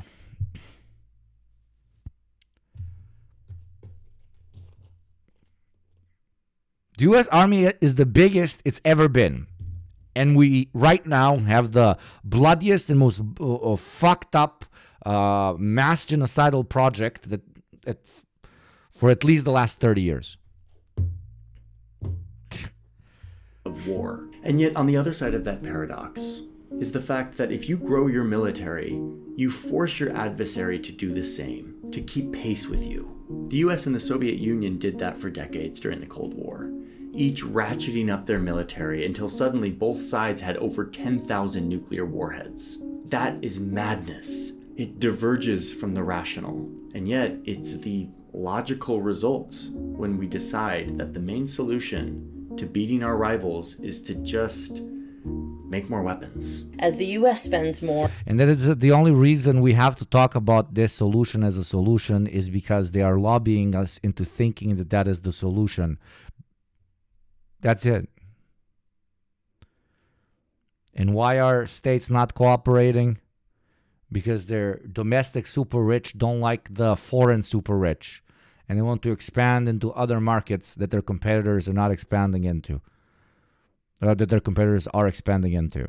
It literally all goes back to the economic model, the economic system that you yourself even called a fucking system. My boy spends a whole video talking about how military contractors brainwash us and then ends up with a conclusion that is textbook military-industrial complex brainwashing. I went away for 10 minutes and I come back to CIA Johnny having turned on you already. Absolutely. It was incredible. It was incredible. Hakim South African. It was absolutely incredible. More. Russia, China, other countries are spending more. If you look at the discretionary budget, about 50% of that goes to the Department of Defense, and only 1 or 2% of that goes to the Department of State. You can see where our priorities are. A show of force is really the first foreign policy of the U.S. For this one, the explanation is easy. Diplomacy is hard and complicated and long. It doesn't make leaders feel as powerful and secure as having a big military does. And no one's getting rich off diplomacy. And yet diplomacy, international law and organizations, treaties, cooperation, that is how we solve our differences. That is how we have learned to live peacefully. Oh, now we're going to say, oh, but actually guns bad. Because he can't end the video on literally, because that's what he said. He can't end the video on guns actually really, really good and spend more money because peace in the Middle East or something. So he's got to say this part that he doesn't even believe in. Peacefully on this globe. The fact is, no one ever achieved sustainable peace by spending more on their military. And finally, we have to remember that while we pour so much into our military, that is money that can't be spent elsewhere. If we increase defense spending, that necessarily has to mean something else decreases. Bigger piece of the pie for defense, smaller piece of the pie for other things. And those other things might be healthcare, education, climate change, and so on. And then we can also think of this notion of security. What actually makes us secure? Does spending more on defense make us more secure? If you look at other sources of security, having good roads and bridges, having safe drinking water, these are all things that Americans need investment in to to be safe, to be healthy. So we're economically secure. People have jobs that they can go to, funding for college. Those are all sources of security as well. So also, a source of security would be not unhinged capitalists leading us to wars that nobody absolutely fucking wants because they want fucking either oil, labor, or other types of resources. Maybe, you know. Just military security we need to think of when we think of the federal budget. I deeply respect the men and women who work and serve the country in the military. I don't. La la la la la la la la la la la la. You're fucking. But I think that our laws and norms around how much money we give to the military prevents us from assessing this situation clearly. The system Is he stupid or racist enough not to realize that the U.S. is not a leader and a winner because it has those weapons, but because it endlessly keeps on using them on others? Yeah, I don't think so. we have incentive. He's only talking about how, you know, we should have bigger bases and more guns. Is the wrong priorities. Priorities that have a lot more to do with profit margins of companies and the electability of lawmakers. All of this setting us on a path of infinite escalation that risks ending in disaster. Hey, thanks for watching, everyone. If you haven't checked out Search Party, our other channel run by Sam Ellis, it is Geopolitics and Sports. It's a really great channel. You should go check it out. All of our music we make here in-house with our composer, Tom Fox. 5.8 million subscribers. Holy fucking shit. And holy fucking shit. But yes, disappointed as always by CIAHARRIS. Are we surprised? No, we are not, but I was hoping for a bit more. Now, since we're talking about CIA influencers, let's talk about influencers in general and why they should all die violently.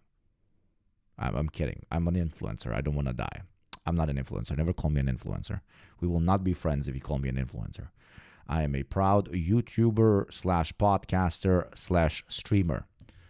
I am much worse than an influencer.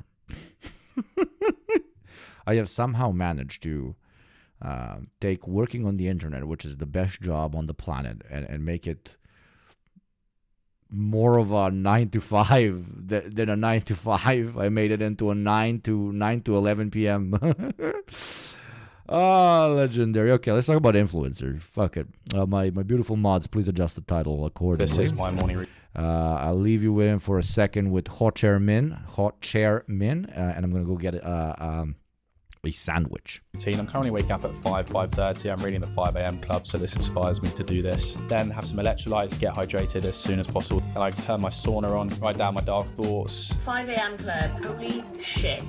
It has changed my life. Being part of the 5 a.m. club has changed my life. See, I've always been more of a night owl, with my most productive moments being during the afternoon until late at night, but now that I started setting Okay. Do we hate them already?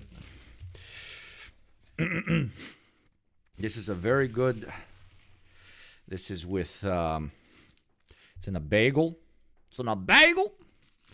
There you go, in a bagel. A very nice bagel. And it's the fancy fish. How do you call it? The red one. I don't know how it's called in English. But it's very nice. Yeah. Salmon. Yes, salmon. Salmon. I love you. It's with salmon and lots of stuff, and it's tasty. I'm going to go hide over there and eat now, okay? I'm going to be with you. I'm going to look at it from there. My alarm at 5 a.m. I wake up so tired and pissed off that every time of day feels like the late afternoon. First thing I do is watch my favorite YouTube video while talking with the voices in my head that came from sleep deprivation. Then by 6:30, after my second alarm since I fell asleep again, I finally gathered the strength to stop snoozing and get coffee brewing. At 7, my brain is finally able to process. Wait, I have a better idea. I'll turn off the camera. There you go. I'm fucking brilliant, man. We're dropping with the ideas today, chat. Information. So I start watching my favorite influencer and... Wait a second. That clock says 7:15. You're telling... It took you that long, yeah. It took me like 7-8 months of on and off streaming to realize that I can just turn off the camera while I eat. and then turn it back on again. It's incredible. Bro, turned off the lights. Chat, it's called being stupid, okay? You're not here for intelligence. You're here for wisdom. And dumbest people are the wisest, okay? Me influencer number 12,752 is lying to me? What the Hey, my bowl of cereal, is it just me, or are influencers making life way too complicated? Just last week, I've had 37 different influencers in my feed, each telling me how to live, how to become happy and successful. If you want to be successful at a young age, you have to be really intentional with your goals. You have to be a literal rat. You need to go fuck yourself. How about I need to be that? How about I need to fucking throw you off a no, I can't say that on Twitch, okay? Have to be a bitch. You're only depressed when you have time to be depressed. I don't know if I'm the only one, but while at first constantly being exposed to people who are seemingly more successful than I am, telling me what to do, was at first just making me feel bad about my own shortcomings, it's now getting to a point that it's just driving me insane. With all their different rules and all their different lifestyles, most of them conflicting with one another, but you still need to implement all of them. Otherwise, you'll go through life feeling miserable, according to them. You're only depressed when you have time to be depressed. But honestly, their lifestyle tips are just getting stupid. I never do dishes. Why would I waste my time cleaning dishes? Overconsumption is not at all problematic and will make you happy, so spend $5,000 a month on skincare. Buy this useless product. Make sure to stock your entire fridge with about $500 of soda, snacks, and energy drinks. Because I really need my daily intake of Baby Bell cheeses and Gatorade. Yeah, I want to die. Yeah, brother, we love the Gatorade, brother. The Gatorade is my favorite, brother. Nom, nom, nom, nom, nom, nom. Just buy alcohol instead, it makes you feel funny.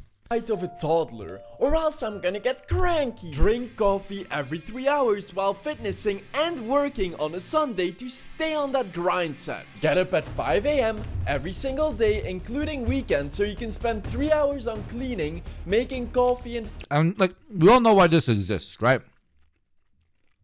This exists because everybody turned 23 and realized that they're most likely not going to do great things in their life. So they're like, okay, the shit that my parents told me makes no sense because obviously I'm not a billionaire already. So I got to find a substitute parent. Freudian hours with Schrödinger's Yugopnik, okay? You're just hearing the sound. You're not getting any camera while I'm eating my salmon. So we adapted a lot of mommies and daddies from around the world that are yoked, that have the big booba, and that live in Miami most of the time for some reason. Why the fuck would anybody want to live in Miami? I went there, my least favorite city on the planet. And we, we get adopted by them for $9.99 a month through this special training program, brother. And then what? It fails. So we look for what? Another mommy or daddy to give us better advice because the previous one has failed them. Never looking at things systematically and always having mommy and daddy issues. Yes, what I'm saying is that if you're not a communist, you have daddy issues and mommy issues. And I don't like you and you're cringe. You can't hang with us. Especially not with me because I'm invisible now. Fitness all alone by yourself, just so you can start working at 8 or 9 a.m. and get off at 5 p.m. like everybody else, except while everyone else is having fun after work. You're now exhausted and have to get to bed by... Sorry, lady DXD, for shitting on Miami. That's not my thing. 8 or 9 p.m. to maintain your recommended 8 to 9 hours sleep schedule that these influencers are also preaching you to do. So stupid. To no one's surprise. Fuck, this sandwich is good. I wish I could share it with you, man. It's like creamy and fishy and like... No, I'm not talking about a vagina. I'm talking about the sandwich. You chatters, you fucking animals. Jesus Christ. Guys, most of their lifestyle tips and tricks are just nuggets of pseudo-wisdom. Here is exactly why you should avoid eating salad for your health. With no scientific backing that they try to sell as these grandiose keys to success. Keep those layers coming off bit by bit, and you will one day look back and compare your previous lettuce self to your new lettuce self. Look at that definition. Look at that definition. Even though they might seem incredibly stupid, they aren't. Why are literally all of them in Miami, though? It's fucking weird. Okay, some of them are, but most of them are aware of the fact that what they preach is just over-romanticized bull. I am a subscriber to an even more unhinged dead internet theory. You know, the dead internet theory that, you know, internet feels empty and weird now. I have a even more radical theory that absolutely nobody watches any of these people. They just pay for bots to follow them and to like their photos. Have you ever met anybody that takes the fucking people that give them life advice over Instagram stories? Because I fucking haven't. So I don't think they exist. Or if they exist, it's like 70 people on the whole planet that are watching them. And the rest are just bots. Bullshit. The 5 AM rule, for example, is based on a book, The 5 AM Club, written by Robin Sharma, a wise philosopher in the eyes of the lifestyle influencer, and a fraud in those of professional book reviewers. They describe his book as follows. The entire book feels like everything someone who hates self-help books would claim are the worst things about them. Cliché, just a ploy to get money from the masses of sheeple. A bunch of obvious material you learned by the time you were 13. So, pretty much a manifesto for lifestyle. Like Jordan Peterson's 12 rules to life. Influencers to peddle to their viewers and take all of their money. This book is freaking trash. You think these guys actually wake up at 5 every single day because it's some magical key to success? Fuck no! Making you believe they do is their magical key to success. They can't even put in the effort to do it at least once for their TikTok preaching about the 5 AM club. This girl tried her best changing the hour on her car dashboard, but the clock at the gym says 7:50. And this guy was caught lying because he lives in Tennessee. And you know that these fucking con artist motherfuckers oh fuck, man, that was a burp, brother. And the shorting is Yugopnik burping up at this bitch. You know that they were actually waking up every morning at 5 a.m. They would make a fucking Instagram story about it every morning. Why do they not make a Instagram story at 5 a.m. on how they're cooking coffee? Because they're not fucking up at 5 a.m. Because it's fucking impossible unless, I don't know, you fucking hate yourself some shit. I don't know. During the months of October, November, which is a time I go to sleep at 5 a.m. now. That's true fucking Chud logic, motherfucker. Do not sleep. Who the fuck sleeps, man? Which he uploaded this reel. There is no sunlight until about 7. Yet he's out at 5:30 and there's already more sunlight than the average day in Belgium.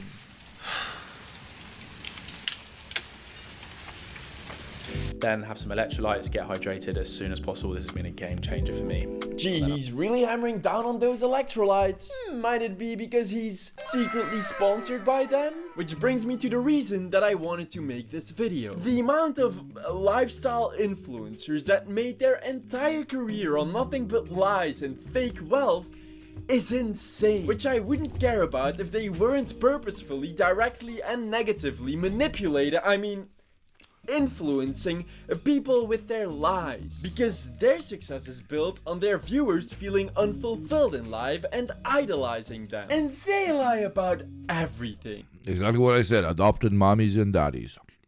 I have been paralyzed trying to find or looking at furniture for the new house. We are going back to Florida. God, what the fuck are my kids doing? Hold on. I want to make sure when we're there, well, let's be honest, I need a living room TV, master bedroom, kids' rooms, because you ain't talking to me. Like, I don't know. Go to your room. I just bought 3 washers and dryers yesterday, because we, at this house, there's a lot of shit to do. Oh, man, moving... Imagine being like a fucking Indian dude from the lower castes sitting in the slums watching this lady. From my first mansion into my second, even bigger mansion without having to sell my first one is so stressful. I had to open my laptop and order 6 TVs and 3 dryers because our new house is just so big. Oh wait, no. Even this completely out of touch story, devoid of any relatability, is actually just a pity ad for the 3 washers and dryers she bought. No fucking way, dude. No fucking way. And imagine how fucked up it is that she... ha! I'm back! Woohoo! Hello, ghost! I'm gone again! Wah! And gone! Wah! And gone! Wah! Sorry, it's really fun to do that. Wah! Wah! I'm sorry. I'm sorry. I'm sorry. Okay. I'm sorry. I'm fucking 12 years old. But no, she did something brilliant there. She said, "I just bought 3 washers and dryers," and everybody who's normal is like, "What the fuck? 3? That's absolutely insane." And then she pitches it to you, and you're like, "Well, if she could buy 3, I guess I can buy at least 1 washer and dryer." Oh. And while I'm aware that many influencers seem as if they're this successful or rich, most of them simply aren't. These guys don't own a private jet. They rent a photo studio for $75 an hour with a group of 10 with free parking. That's why more and more of these private jet photo studios are being made, so they can pretend they own one and make you feel bad in the process for actually having. If you need a reason to hate capitalism that you don't already have, there's photo studios that fake it so that look like you're in a private jet. That's a thing. Jet broke boy. Everything to desperately maintain this facade of success. To keep flexing on their viewers like insecure douchebags, so that their viewers will keep idolizing them and do whatever they tell them to do, and they can squeeze as much money as possible out of them. And I'm not only talking about the contradiction on contradiction on contradiction on contradiction on contradiction on contradiction on contradiction. Alpha male that was good. Douchefluencers that we already knew are full of BS. There's so many lying authentic influencers, each with fake wealth, that the term I'm worried that watching Americans is gonna make me reactionary. You can't be reactionary against Americans, man. Pseudo-authentic influencer is now a thing. Faking authenticity, success, and legitimacy so you trust them, and they can sell you more products and services that they don't use and you don't really need. When are you and the program boys renting a private jet for Cloud? We don't need to rent a private jet. We have a private jet. Why would we rent a private jet? The fuck are you talking about? See how much we make over on the fucking pod? Rent a private jet. Fucking broke boy.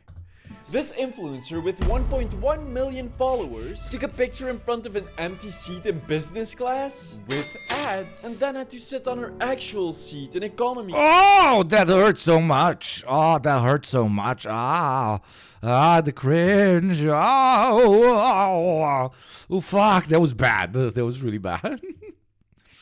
Class. Like the rest of us peasants. You know those traveling influencers preaching that you'll achieve happiness by spending your entire life savings on vacations? Yeah, they don't really live a life of constant traveling. Usually they'll go on like a single... The influencers are literal ads. They're no longer humans. They're ads. They're the ad people. They're ad humanum. Ad humanum est. Vacation paid by some resort or company in exchange for advertising, and then take hundreds of pictures all in different outfits with backgrounds that could literally be the backdrop of... Just don't say how much you spend at the club. I will never say that. Or what car I bought. Any vacation destination in the world. And then they'll post a few pictures every few weeks with different lied about locations added to those posts. Or, you know, you could just Photoshop your travel pics like this influencer with like 570,000 followers. Here you have her with the beautiful skyline of New York, except it's missing an entire skyscraper. And unless if she has learned... Imagine how funny it would be if the picture was with the Twin Towers. Like if she fucked up so hard, she got one from 1998 and it was with the Twin Towers. That would be hilarious, kinda. Like that would be so edgy. Even if it was unintentional, it would be like, dude, that's fucking funny. Dude, when I went to New York and took a cringe photo like that, I should have been edgy. I should have added the towers, like Photoshop the towers in, and see how many people notice. A way to not just influence her viewers, but also physics. A window reflection should reflect the side of your body facing it, not your back facing away from it. Oh look, here she's at the Taj Mahal with her The Shadow apparently allergic to water. Her dress and handbag vaporizing in thin air. Stone grooves extending into the pool. And Photoshop birds on top of it all. And honestly, these trees look kinda weird. But that... Why the hell did they have the birds, man? That's overkill. And yes, I don't say overkill, that's overkill. That is overkill, brother. Brother, that is a bit overkill. This one looks even weirder because it's growing out of her head. And don't get me started on those Dubai influencers. Oh, they're legendary. I don't want to see a big shiny tower that looks pretty from the outside but doesn't have much going on under its surface. Not even a sewage system where everyday trucks have to transport 7 tons of poop out of to keep up the facade of superficial perfection. What is this? An allegory for influencers? Talking about superficial... Or capitalism, but yeah, whatever. You know those designer clothing influencers flexing on you with their $5,000 Chanel trash bag shirts? Most of them are fake. Actually, some influencers are so infamous for using fake designer merch to seem more successful than they actually are, that they are now... Have you seen the Living in China guy? The guy is a shill. Let's see, and it's hilarious. If this was America, what I've just done now is a crime. Can you believe it? If you open an alcoholic... I've talked about that like 500 times. It's literally like 90% of why I don't like the US. It's not the imperialism, it's this. beverage, just open, I've not even had a sip of it, that is a crime. It's against the law. The police would... Everybody talking about my rights to bear arms, nobody talking about the rights to bear a fucking beer on the outside, brother. How can you call this freedom, brother, if I can't even walk around with a nice little cold Bud Light, brother? Probably come over, shoot me, tackle me, arrest me, just for opening it, not even having a sip. But in China, look, there's police behind me here. No problem, don't even worry about it. But it would be a completely different story if this was America. I decided to get an American beer, just because it's even more ironic, They call themselves the land of the free. How can they be the land of the I agree with this man. free if their citizens cannot even just come and sit down in a public place like this and have a little beer? How are you the land of the free if you cannot even do that? China. Where the fuck putting cuffs on a motherfucker that's just having a beer, bro? Look. It's the true land of the free. So, here's to China. Cheers. The comments are probably absolutely insane. They let you have knives, guns in public places, but say no to beer. Okay. Had some American friends who went to China. I bought some beer and secretly drank their beer in the hotel until I told them that they are free to drink everywhere. In the U.S., people actually... people actually believe that in China, the smallest expression of thought gets you disappeared. Okay. What is this hidden nuke of YouTube YouTube shorts that isn't like, hooray, China, hooray! Buy companies to promote illegal knockoffs to their viewers. Freedom is in China, brother. Grinds my gears. Those massive China overconsumption product haul influence. Assemble, China Patriots assemble, and subscribers assemble. Do this with your hand, then press the button, and you will become a subscriber transformer by clicking on the subscribe button and avoiding the ad that is playing in 2 minutes. Are you an ad watcher or are you a subscriber transformer? The choice is yours. Will unpack like a month's salary worth of clothes in one 20-second TikTok, then do the exact same thing 2 weeks later, acting as if their TikToks aren't the content creation pollution equivalent to Taylor Swift's private jet usage. If only Taylor was also using a private jet photo studio. Don't get me wrong, I think sharing your thoughts on products you're excited about or sponsored by with your viewers is great. But when you get enough products to bury yourself alive in on a daily basis, don't you think that's a bit excessive? You're basically undoing 5 years of global recycling efforts with a single TikTok. Because you're romanticizing shopholism and overconsumption, normalizing mass pollution for your millions of viewers who will spend their hard-earned money on your shitty trends. Their viral lip balms. And since those overconsumption influencers know they'll get backlash from producing more garbage... Have you seen the clip for when they first outlawed drinking and driving in the US? This lady was like, you can't drink in your car anymore. You gotta wear your seatbelt. Next thing you know, we will be communist. Yeah, it's a classic. It's a classic.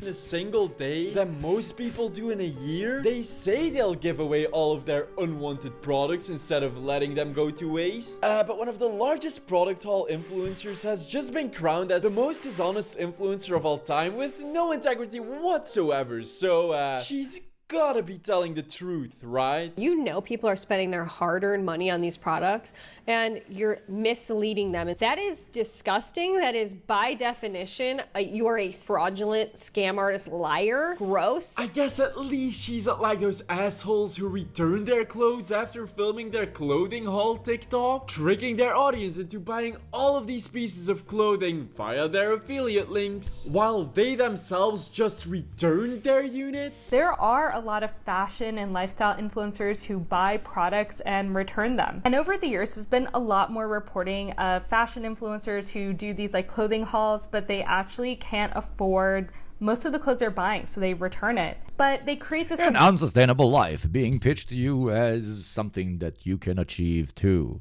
as long as you buy this course. Illusion of the lifestyle they can afford and the clothes that they wear, but it's largely fabricated. So when you're seeing influencers flaunting my outfit of the day and you feel a little bit of envy, just know that there's a good chance they don't own all those clothes. Which is actually even more harmful for the environment because those units have to go through yet another transport, cleaning and repackaging process, or still end up in a landfill since most of the time that's cheaper for the company. And because retail companies are losing billions of dollars on people just returning their clothing after using it only once. One of my biggest culture shocks as well in the US working at Marshall's was just how much people return shit.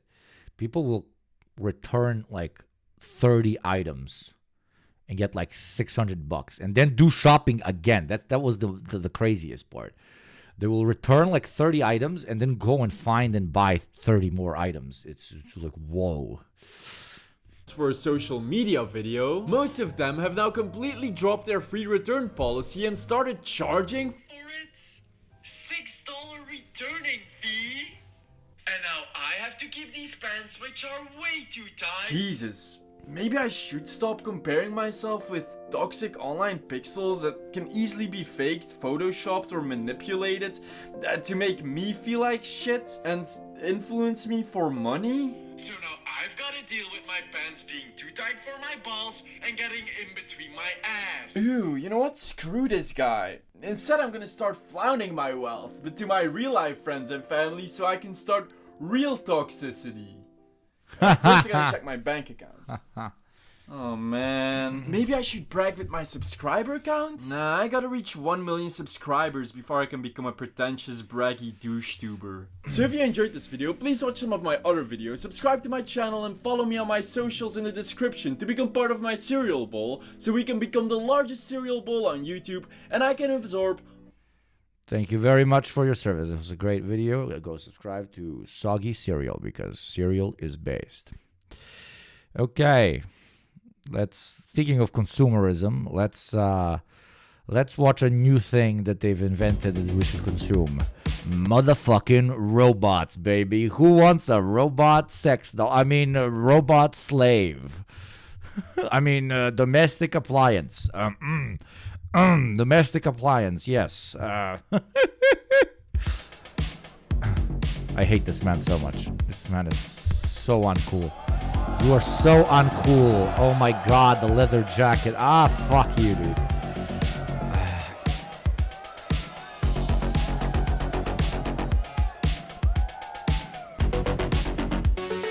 The only people less cool than this dude are the dudes in the audience going, woo!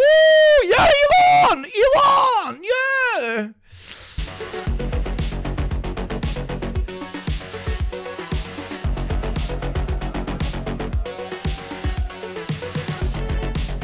Thank you, a worthless liar, for the sub with Prime. Wonderful. Wheezy little liar, dude. You're a wheezy little liar, dude. I love liars, man. Thank you very much, man. Look at the music. Is this music copyrighted?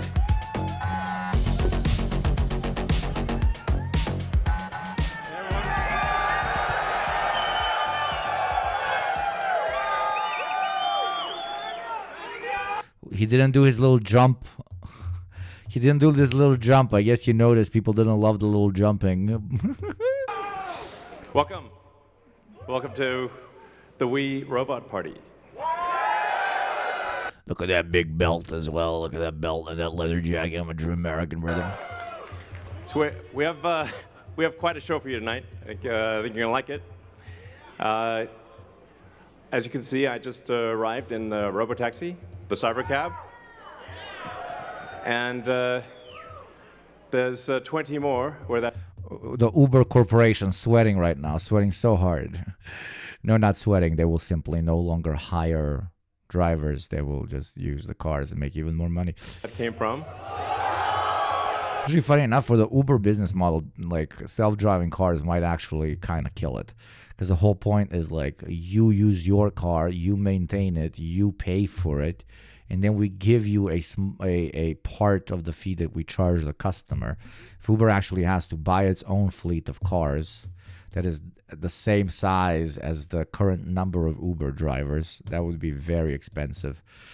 Maybe in the long term it would be maybe more profitable, but I don't Wonderful, think a new child soldier. I mean, as subscriber. sustainable as it sounds. Thank you, Choir Boy, for the 9 months. Unfortunately, somebody called Choir Boy, I can't make a joke about having made you pregnant now, so I'll abstain. Why is he so shiny? Because he's wearing a shit ton of makeup, dude. Traveling, there's no people in them, as you can see. The car's just going by with no people.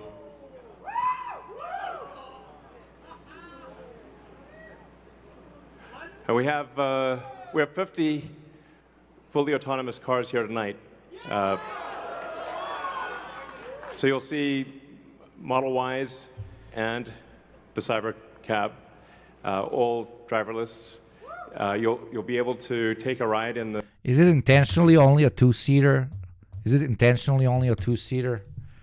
Is it intentionally making it less fucking environmentally sustainable than even a fucking cab?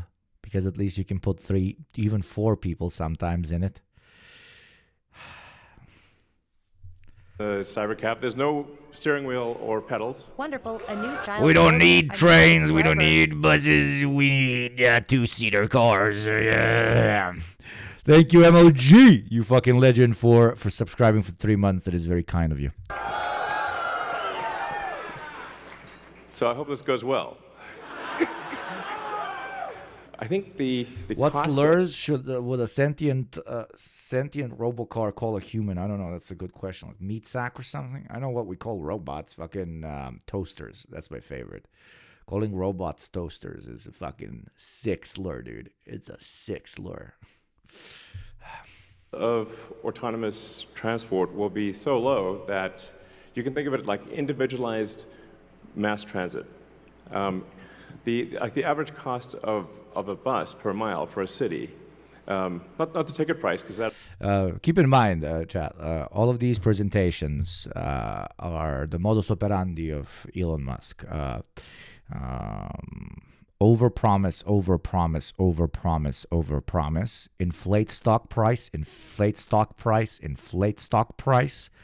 Underdeliver, underdeliver, underdeliver. A new child soldier. Slightly lowered stock subscriber. price. Do this again. Overpromise, overpromise, overpromise. Inflate stock price. Underdeliver. It goes back. Do a presentation. Overpromise, overpromise. It's like a snake. Doing what? Thank you very much. Miriam's landed. I'm glad you've landed for 2 months. Thank you very, very kindly. That is subsidized, but the average price is about $1 a mile. Whereas the cost of Cybercab, we think probably over time, from the operating cost is probably going to be around 20 cents a mile. It's like a snake that eats its own ass. Jesus, shot, you're slow today. And price, including taxes and everything else, probably ends up being 30 or 40 cents a mile. So yes, and you will be able to buy one.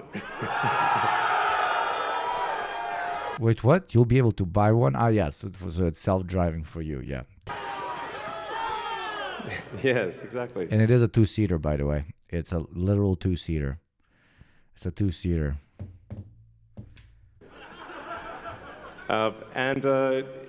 we expect the cost to be below $30,000. Overpromise, overpromise, like that's the only thing he's good at. He's a little con artist. But because, I don't know, the world's collective idiots agreed that this guy is a brilliant businessman, his words actually generate money. We do expect actually and the cars are going to give you free healthcare, and they can also fillet you, and they can be loving partners to you, and they make a perfect cold beer when you walk in. Like, if you're going to overpromise, just go full ahead, my dude. And if you buy this car, your life will, last 20% longer.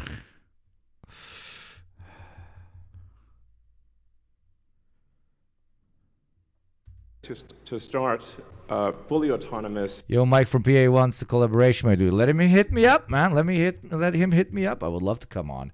Also, you and the boys at the program are awesome. Keep up the good work, man. Thank you very much, sir. Thank you very much. Unsupervised FSD in Texas and California next year. And that's with the Model 3 and Model Y. I bet you 1,000 subscribers that it will not be as available as he claims next year. And then we expect to be in production with the Cybercab, which is really highly optimized for autonomous transport.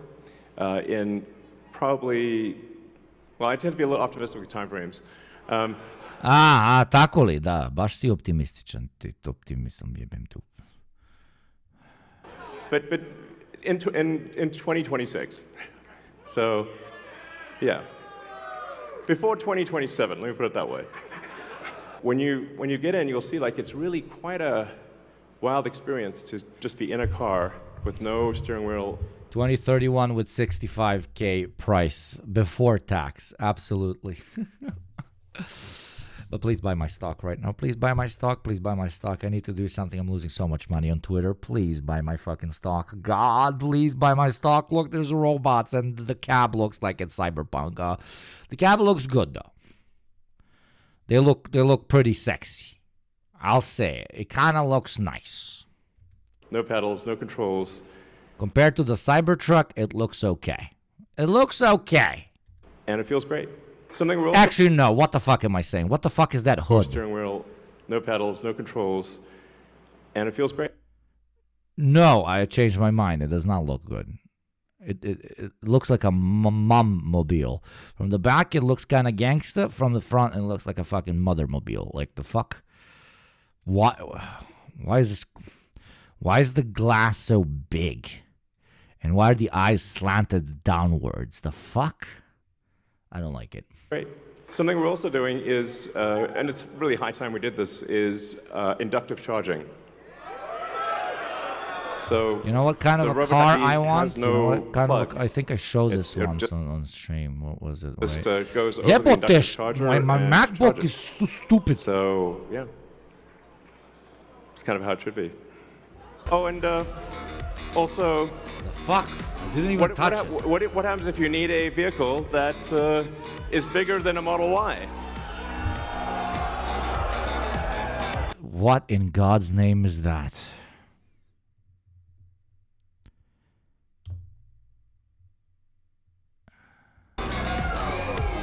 Is that a vacuum cleaner for the streets? It's a literal toaster. It's a cyber bussy. The Robovin. The Robovin is, we're going to make this, and it's going to look like that. Now, can you imagine going down the streets and you see this coming towards you? That'd be sick. Aesthetics. You will not actually get any improvement. Just things will look more futuristic. Aesthetics.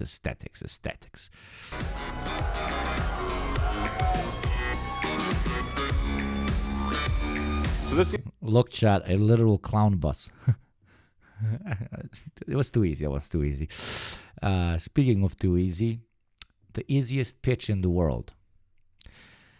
Support me because I'm absolutely incredible. And in return, you don't watch ads. Like the ad is going to play now in 2 minutes and 40 seconds. So click that button for $6 a month or for free through Prime or by gifting to somebody less privileged than you and have an adless experience while making me feel good, which in turn will make you feel good. The ad plays in 2 minutes and 30 seconds. This can carry up to 20 people, and it can also transport goods. So you can configure it for goods transport within a city or transport of up to 20 people at a time. So this is going to... The Robovan is what's going to solve for high density. So if you want to take a sports team somewhere, or you're looking to really get the cost of travel down to, I don't know, 5-10 cents a mile, then you can use the Robovan. Some people call it the Robovan, but... We already have buses, Elon.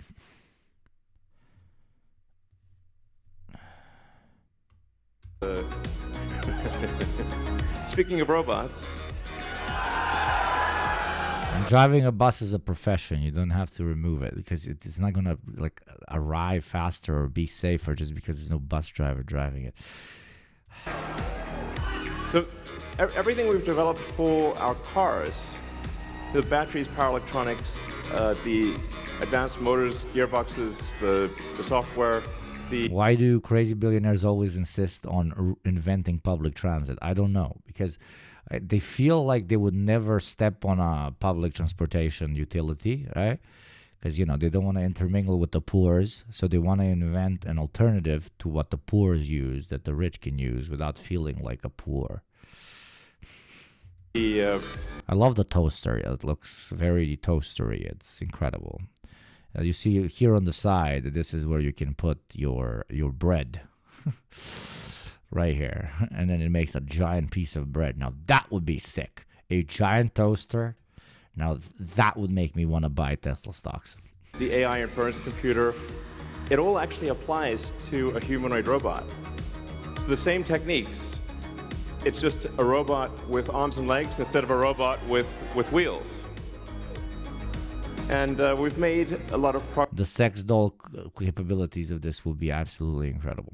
By the way, this is technology that other firms have created like 5 to 7 years ago and are now creating much smoother and more capable robots. But you just basically inputted a ChatGPT script in their heads and is presenting it in a more stylized manner than his competitors, which will in turn, of course, ramp up his stock massively and his ego even more. Progress with Optimus. And as you can see, we started up with someone in a robot suit. He actually has people controlling it on the other end. That would be crazy. ChatGPT, it's walkie-talkies. Do you think so? You think when they talk, it's an actual dude. That would be so funny. 100%. But is this confirmed? No, it's really dude. Yes, it's walkie-talkies. What? Send me a link. Whoa, no way. 1,000 Indian IT guys. What the fuck? Sort of greatest scammer to ever live, man. And then we've progressed dramatically year after year. So if you extrapolate this, you're really going to have something spectacular, something that anyone could own. So you could have your own personal R2-D2 C-3PO. And I think at scale, this would cost something like, I don't know, $20,000, $30,000. Probably less than a car, is my prediction, long term. Now, it'll take us a minute to get to the long term, but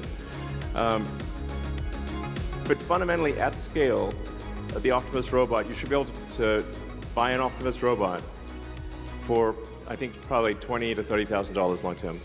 So, and what can it do?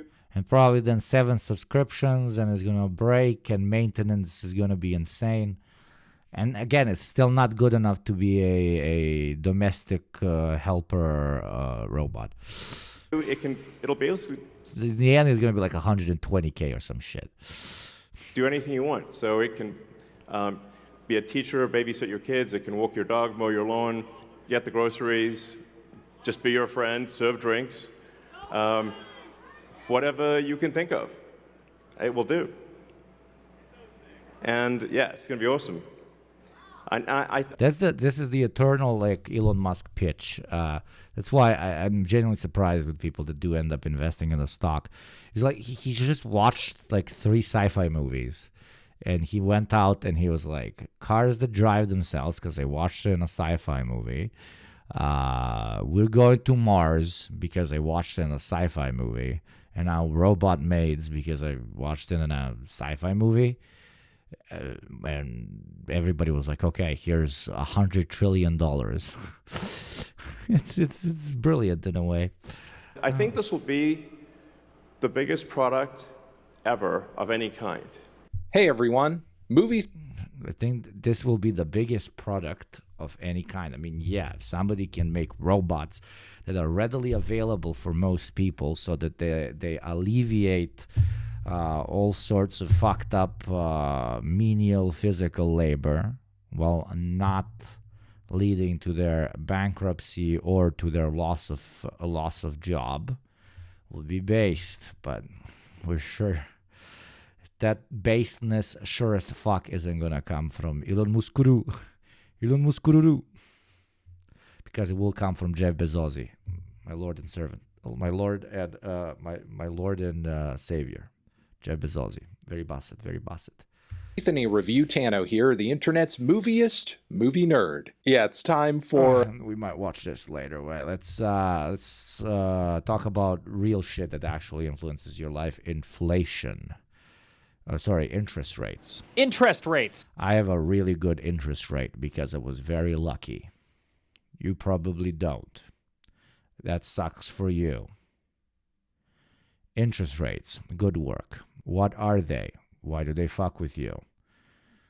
I don't know. All I know is I got all my stocks in Tesla because they made robot and we'll go to Mars with robot. My rate is bigger than yours. Money isn't real. What do you mean it isn't real? I base my whole identity around it. Because I have more of it than you do. I am better. And you are bad and stupid. Just buy a house, you stupid homeless chatter motherfucker. I'm just gonna marry someone that comes from a rich family. Plot twist. Rich people marry other rich people.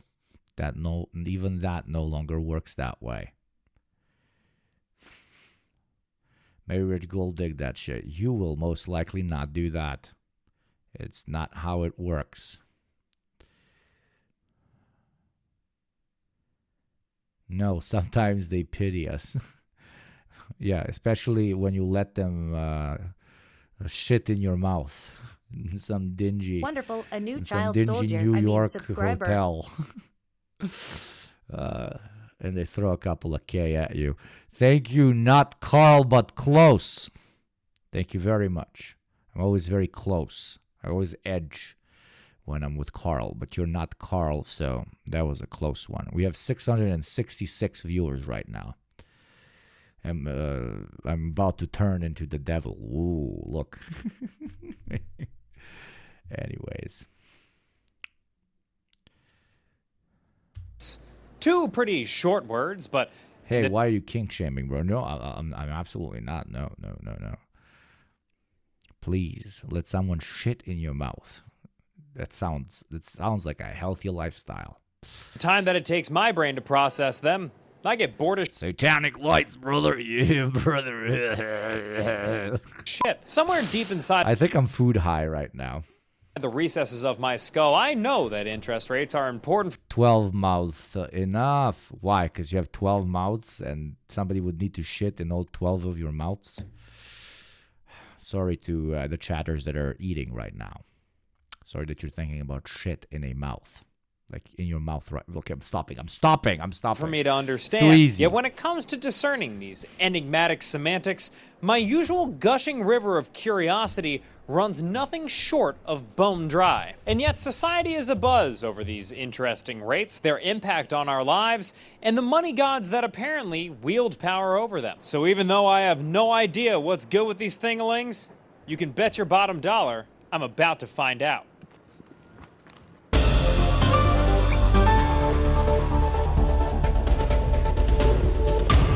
Poor lady. Now, kids, the world of economics is a vast cosmos, swirling with different forces that shape the way we exchange goods, services, and bribes. Why you gotta take it to poop jokes real mature, buddy? Hey.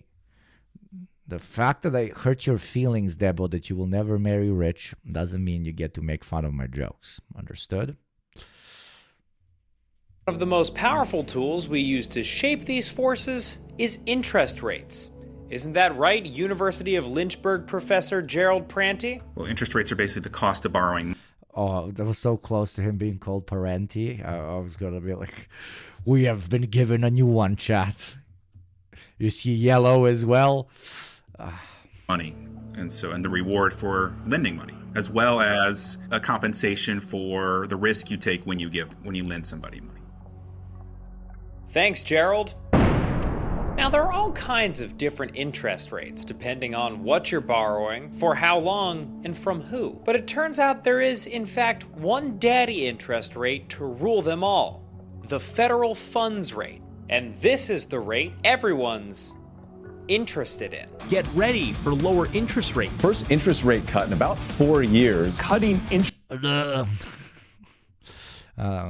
You should always be uncut. I support being uncut, except when it comes to interest rates. Cut that shit. Cut that shit hard. Cut that shit to 0, okay? I want to circumcise all interest rates. Interest rates. Cutting interest rates. They reduced interest rates. Raising rates. Interest rates. Interest rates. What if the Fed lowers interest rates in September? What does that even mean? And what does it mean for you? That it is circumcised. The Fed funds rate is the target interest rate that Negative. Let's go negative. Yeah, the bank pays you to take its money. Oh, that sounds an awful lot like socialism, brother. Commercial banks use to borrow and lend reserves to each other overnight. Sounds important. But where does this rate come from? Well, look no further than the Federal Reserve, the central bank of the United States, used to borrow you. The Fed rate. What if the Fed lowers interest rates in September? What does that even mean? And what does it mean for you? The Fed funds rate is the target interest rate that commercial banks use to borrow and lend reserves to each other overnight. Sounds important. But where does this rate come from? Well, look no further than the Federal Reserve, the central bank of the United States and the largest central bank in the world. Thank you very much. Led by Salt and Pepper Slender King Jerome Powell, the Federal Reserve's two Comrade Jerome. We all love Comrade Jerome. big jobs are to maximize employment and control inflation, or keep the prices of stuff stable. And one of the main tools that the Fed has to achieve these dual mandate goals is raising or lowering the target. If the Soviet Union had at least one Jerome, it would still be standing. We will print our way to progressive politics. Woo! Fed funds. I am so full, man. That sandwich fucked me up, chat. Holy shit. Oh. Okay, like take a little nap while you watch the video. Great. Then after that, it must be, I don't know, some sort of ripple effect from there? It's sort of like a ripple effect from there.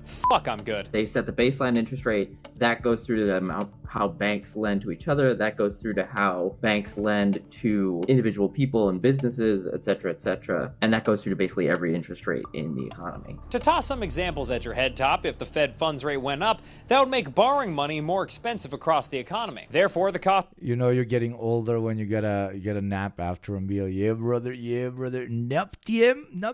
I'm eepy. JT taught me that. JT says when he's sleepy, he literally says, I'm eepy. I like to say, cutie cute, you little baby babe. I love calling everybody, you little baby, you little cute little baby. Cost of things like home loans, credit cards, auto loans, and student loans would, in theory, go up as well. Now, you might say, hold up, Dan. Sounds like these Yanks are trying to hurt the economy. But the Fed is willing to harm the economy in the short term to do a good thing for the economy in the long term. Stop inflation. This is all about balance. During good times, the Fed raises rates to encourage people to spend less, whereas usually good work goes into more complex topics. I hope everybody knows this. This is very, like, rudimentary. You know, shit that you should know if you want to call yourself, I don't know, literate. Yeah. Remember to cute. Always remember to cute. Okay? The more you cute, when you go to your local banker, the lower the inflation, the interest rate they give you will be. Always cuting. at times, the Fed lowers rates to encourage people to spend more. The goal here is to make sure that the economy doesn't spiral away into hyperinflation or fall off into a recession. Pretty big responsibility. They have an extremely powerful tool and something that is necessary for economic prosperity. Good monetary policy management is a baseline necessity if you want to have economic prosperity. And there's a reason why countries that we think of as really bad economies also tend to have really bad central banks. And even though we think about our whole milk U.S. economy as being pretty stable, we had a pretty big scare not too long ago. When things aren't stable, people care a lot about this. Everyone was just terrified of what was going to happen to the economy at the outset of 2020. Gina Smilek is an author and reporter for the New York Times covering the Federal Reserve. The Fed was part of the equation of coming in and... I knew she worked for the fucking New York Times before she even said a fucking word, man. Holy shit. I guess not all white people look the same. The ones that work for New York Times just do. Just look different. Everybody else, yeah, the same. And keeping things from falling to pieces completely. But that's why I wear a mask, so you can differentiate me from all the other white people. Because if I remove the mask, why am I even trying to be anonymous? If I remove the mask, it would still remain anonymous because I just look like all the other white people. This gives me some level of originality. And then when the inflation... You can't fool me, Tom Holland. Slavs are POC, Hugo. I guess, but we often get confused with the whites. Sorry, Hugo, but Slavs aren't white. No, goddammit! Thought it was cool to be white now. Shit! took off, obviously. All whites matter. Oh.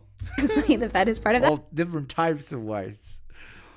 Balkanize all the whites. You must separate them. The Nazis literally did. They had the Nordics. They had the Mediterranean races, they called it. They had the Slavs, obviously, which all needed to be killed. They had Franconians or something that they called the French or some shit. That were compatible with Nordics and could be bred into being more Nordic. I don't fucking know. That equation too. Going back to the Fed's wet dream of a balanced economy. You're both white and not white in all the bad ways. In all the bad ways? Fuck you, motherfucker. That's funny. We are off-white, you know? Hey, Tony, where the lasagna at? Slavs are off-white. They like to keep inflation at a steady 2%. But after COVID, inflation skyrocketed. So what do you call a 3/4 Slovenian and 1/4 Czech? 100% based. To a whopping 10%. I mean, I'll never forget seeing those prices when I was shopping at Kroger back in Q4 of 2021, doing my quarterly bulk relish pickup. It's a skin thing. Don't worry about it. The Fed responded to this inflation spike by aggressively hiking interest rates, which they've been doing in... Same like how you shouldn't worry that I am actually using advertising that is mandatory here on Twitch to manipulate you into financially supporting me in a way that will be far more profitable than you watching the ad by saying that ads are really bad and that you should not watch them, even though deep down inside I believe ads are really good and really contribute to society. So now I will proceed to lie to you in that exact way and tell you that you shouldn't watch the ad that plays in 40 seconds and instead that you should give me a subscription, which is obviously a lie and you should not do that. Thank you very kindly for watching the ad that is going to play in 40 seconds. Until a few weeks ago when they made the first in a series of anticipated major cuts, hopefully lowering inflation without causing a recession, known in the biz as a soft landing. Soft landing is just a way to refer to a situation where the Fed manages to bring inflation down without causing the unemployment rate to spike and the economy to fall into a recession. So it's basically exactly what it sounds like. It's landing the plane without a really bumpy runway ride at the end of it. Now, pulling off that Captain Sully-style soft landing would be a big old feather in Jerome Powell's cap. It's a notoriously difficult maneuver, one that has rarely been achieved in the annals of economic history. Though I did... He said annals.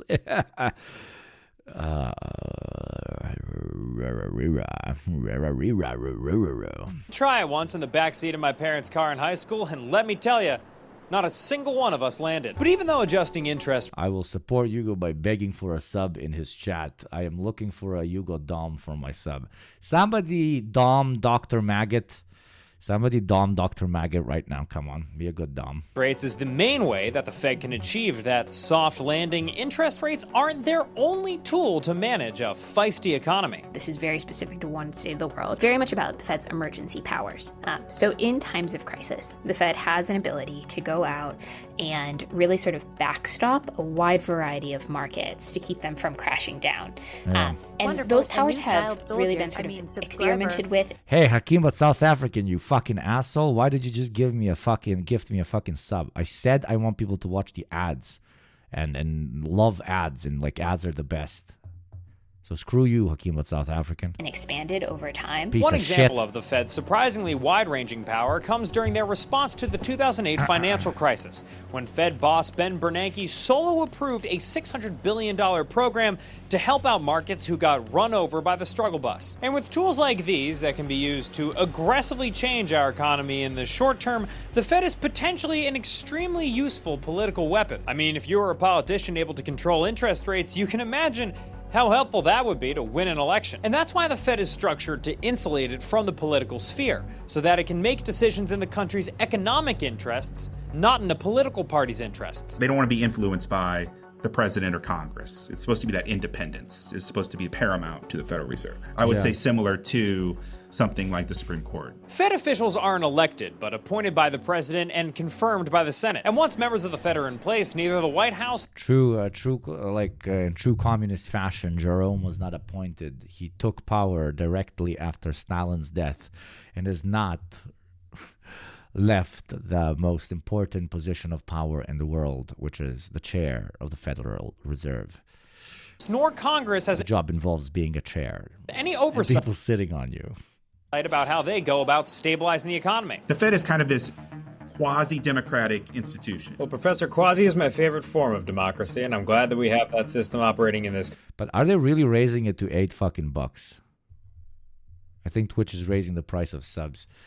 Is Twitch raising price to $8? $6 now. Nobody's talking about a fucking $8. Don't terrify me. This is my bread, bro. It's $8 on mobile. Biden's America. God damn it, brother.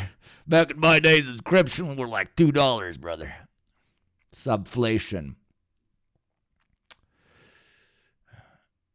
Yeah, I guess on the phone it's $8. The phone it's $8, but on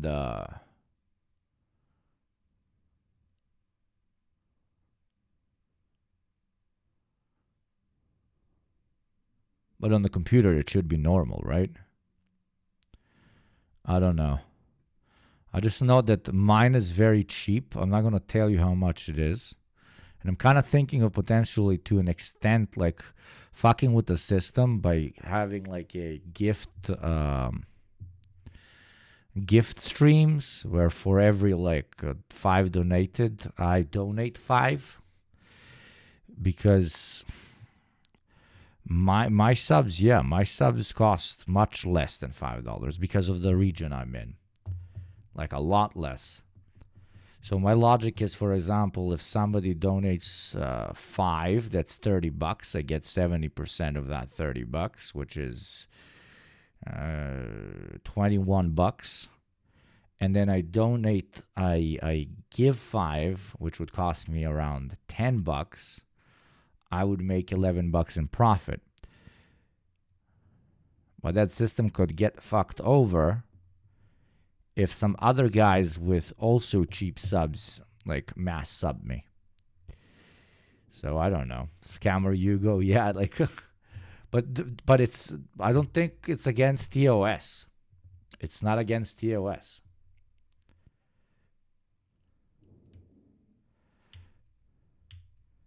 I don't think it's against TOS. Price is based on the credit card used, yeah. You can't cheat it. And mine is cheap.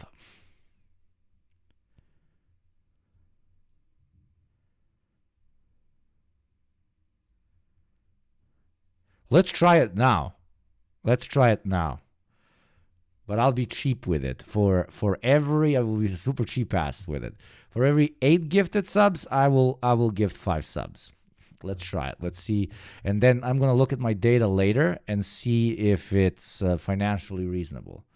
Or if we found the greatest cheat code to ever exist. $3.49 in Uruguay. Cope. Mine is even cheaper. How do we get a North Korean credit card? Oh. There you go. I'm saying it. Until the end of this stream, for every 8 gifted subs, I will give 5. Let's fucking go. Nobody watches ads in this bitch. Country. Exactly. And if anybody, I mean anybody, tries to introduce some slippery political motives into our glorious central bank, well, a little place I like to call the Senate starts getting frisky. We saw this in action throughout the Trump presidency when the big Don tried to appoint a bunch of political operators to the Fed who were then straight up rejected Gabriel. by the Back Senate. in my day, dead the pizza subscriptions were $1. Thank you, Gabriel. What's up, Gabriel? Nice to see you, man. mogul Herman Cain. And I want to be crystal clear on this point. Herman Cain was alive when Trump nominated him. And thank you, 12 Mouth, for the gift sub, brother. Thank you very much, brother. Herman Cain is dead now. Now, Trump is still saying that, if elected, he wants the White House to have a say on the Fed's policy decisions. But even though Trump's central banking allies have said that's not going to happen, I do empathize with the Donald's desire to want a piece of this magical mechanism that can control the chaotic economic cosmos and deliver us a stable economy. I mean, it's a tantalizing idea, and one that I often think about in moments of climate. Thank you very much, the Great Snake, for the 5 gift subs. I said 8. I said 8, motherfuckers. I said 8, and I gift you 5. You should have worked together, my beauties. Okay. Thank you, Eco Waves, for a gift sub. But you think if it gets to 8, then I give 5? No. I meant. One guy needs to gift Wonderful, 8. a new child soldier. I mean, subscriber. I'm fucking with you. Of course not. No, I'll do it. Thank you, Orbital Pyramid, as well. Let's see if it works. So, 12 Mouth gave 1. The Great Snake gave 5. That's 6. And now Eco Waves and Orbital Pyramid. Scammer. Yeah. I said by one guy 8, but no, it's okay. And Orbital with 1. That's 8. And Unseal is now with the 10. You piece of shit. Okay. Son of a bitch. Okay, that is how much? That is 18. So that's 16. That means I need to gift 10. I need to gift 10. Manage your sub. What? Okay. Manage your sub. What? Gift a sub. Okay. So you hit 18, which is 2 times 8. So I need to gift 10 subs. There we go. I do not lie. There we go. 1 second. Let's milk this shit. Hope I don't go bankrupt. I hope this works, chat. There we go. Nobody watches ads in this motherfucker, baby. Nobody watches ads in this motherfucker. Max, what is this idea that controlling interest rates 8 more subs and you get another 5 subs. There you go. It's the greatest trade of all time. Soldier. I mean, if we just figured something crazy out, this is going to be life-changing, I swear to God. Tantamount to controlling our economic future. Too good to be true. When I asked Gerald to speculate on whether or not the Fed's current interest rate cuts would lead us to this mythical soft landing, he did make an interesting point about the inherent chaos of the system that we're talking about. I would say by scamming live with your favorite Balkan guy, man. Wonderful. We A are new not child avoiding. soldier. We I are mean, not avoiding the subscriber. stereotypes, are we? You know, I'm a class conscious person that wants to entertain and politically educate as many people as I can. That this is what my profession is going Wonderful. to be. A new I go child to bed soldier. every I mean, night feeling very subscriber. good about it. But you know, the Balkan gene just can't do it. You know, we gotta scam even more. Thank you very much, satanic Marxist and Wonderful. A new Chuck child soldier. Sunset, I you mean, fucking subscriber. legend with those 10 thick motherfuckers. Those 10 thick motherfuckers. What does that mean? What does that mean? Let us fucking go. You get 10 Wonderful. more A new gift child subs. soldier. Holy I mean, shit. subscriber. Okay, there you go. 10 more gift subs. Holy shit. Nobody's watching ads in this motherfucker. And wait Wonderful. for it. Wait A for new it. child Boom. soldier. I mean, subscriber. I hope this works and I don't go bankrupt. D. Saras, thank you for the 10 gift subs. YugopnikTwitch is gifting 10. Thank you to Saras for the extra Wonderful. A 10. new child That's how soldier. you I have mean, earned subscriber. 5. That's how you have earned 5. There you go. 5 gift subs right back at you. Thank you very much. Nobody's watching ads in YugopnikTwitch. Wonderful. And A new child soldier. I mean, 5 subscriber. more. I really hope this works. And I don't look at my bank account later and fucking proceed to you know, essay myself. No, to S myself. I'm not. Is it even essay if you do it to yourself? Cheap red wine. Thank you for the 5 gifts. 3 more, and you get 5 more, I guess. the middle of next year, we'll be I was making a joke about suicide, not about SA. Somehow that is an improvement. God. Oh. Yugopnik is taking out IMF loans to give out subs. If I get 3 more subs, you get 5 subs. What is going on? Why are you guys going along with this? 2 more subs for 5 subs. If inflation really gets under control, how does this make sense? And we're not in a recession, then we will probably have had a soft land. Of course, there's a lot of other things that could go wrong. You wanted this, dude. Risks out there. There's things that go right too, but there are a lot of things that could go bad. You got potential war breaking out. You've got an election coming up, which could throw all sorts of who knows what's going to happen with that. And so you've got these other factors out there. Indeed, all those factors do be out Thank here. you very much, good Lenin, as well. Thank you very kindly, and thank you very kindly, Ayatollah Joe. 1 more gift sub, and you get 5 gift subs. What? Even saying that out loud makes my head hurt. It's a scary. By the way, you are fucking me over if you are gifting the cheap ones. If you live somewhere where they're very, very cheap, you kind of fucking me over. Holy shit, thank you so much, CIAH, for the 10 gift subs, the OG of all OGs. I love you, CIAH. Thank you very much. And that makes it 16 gift subs in a row, which makes it that I need to give you 10 gift subs now. Okay, 10 Wonderful. gift subs. A new child soldier. I mean, subscriber. There you go. And 10 gift subs. Boom, shakalaka. What the fuck? Place the economic cosmos, teeming with threats like unemployment, inflation, recession, There's and no depression. way this works out, lol. My subscriptions cost $2. Okay? So when I give you 10 subs, Wonderful. it costs A me new $20. child soldier. I mean, subscriber. Right? It should make sense. Like, look, let's calculate it. Calculator. Okay? So, when you give me 10 gift subs, you are giving me something in the true scenario. Actually, it's 10 times 6, the average American scenario. That is Wonderful. A new $60. child soldier. I I mean, receive subscriber. 70% of that times 0.7. That is, I receive $42.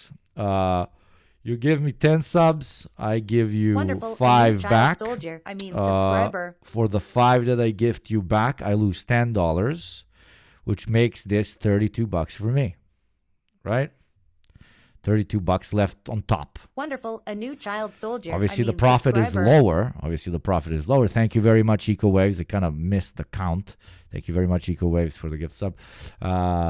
Obviously, it's lower than 42, but it's still pretty decent. Wonderful. A new child Though in soldier. this case, I mean, subscriber. I'm getting 8. No, fuck off. Why can't I open an app? It doesn't matter. In this case, I'm giving 5 for every 8. Wonderful. So A new child 8 soldier. times Subscriber. 6 times 0.7. This is how much I am getting for 8 gift subs. 33.6. Wonderful. A new child soldier. Minus Subscriber. 10. This is, you get subscriptions, and this is how much money I get. So more subscriptions for you guys, less ads that you gotta watch. Okay. Wonderful. A new Higher child soldier. higher chance you're gonna subscriber. come back here because you know you will not have to watch ads. It's a win for you, and it's a win for me because I make some money. I don't make as much as the other thing, but then it motivates you to gift more because I will gift extra. Wonderful. A new child It's- soldier.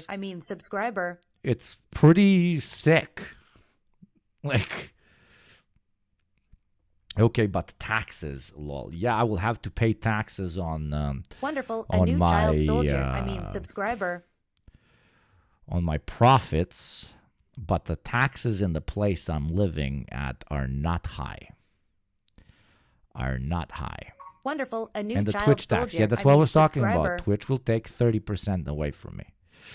There's no way this math checks out. It apparently it does. I don't know.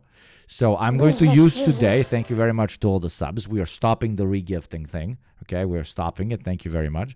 I will literally calculate how much I spent on via my PayPal, my credit card, and then I will look Wonderful. at A how new much I child made soldier. Subscriber. from these particular subs. Now I want some chatter, some beautiful kind soul, to try and scroll up and give me a number of how many subscriptions I've gotten since I started the whole, you give 8, I give you 5. So they can have an actual comparison point of that period, and not the entire stream because I was getting subscriptions before we started that. So give me, without counting the gifts I gave, without counting the gift subs I gave, give me an exact number of how many subs I received in that period. Could somebody do that? Somebody scroll up and do it. Thank you very much. Like it or not, though, we all live here. And the folks at the Fed... Also, level 9 hype train, baby. Level 9 hype train. That is beautiful to see. Beautiful to see. Can it get to 10? I don't know. I don't care. Because 9 is nice. Try to balance it all out. So amidst the chaos... 85 subs? No, there's no way. It's less. Somebody did 50.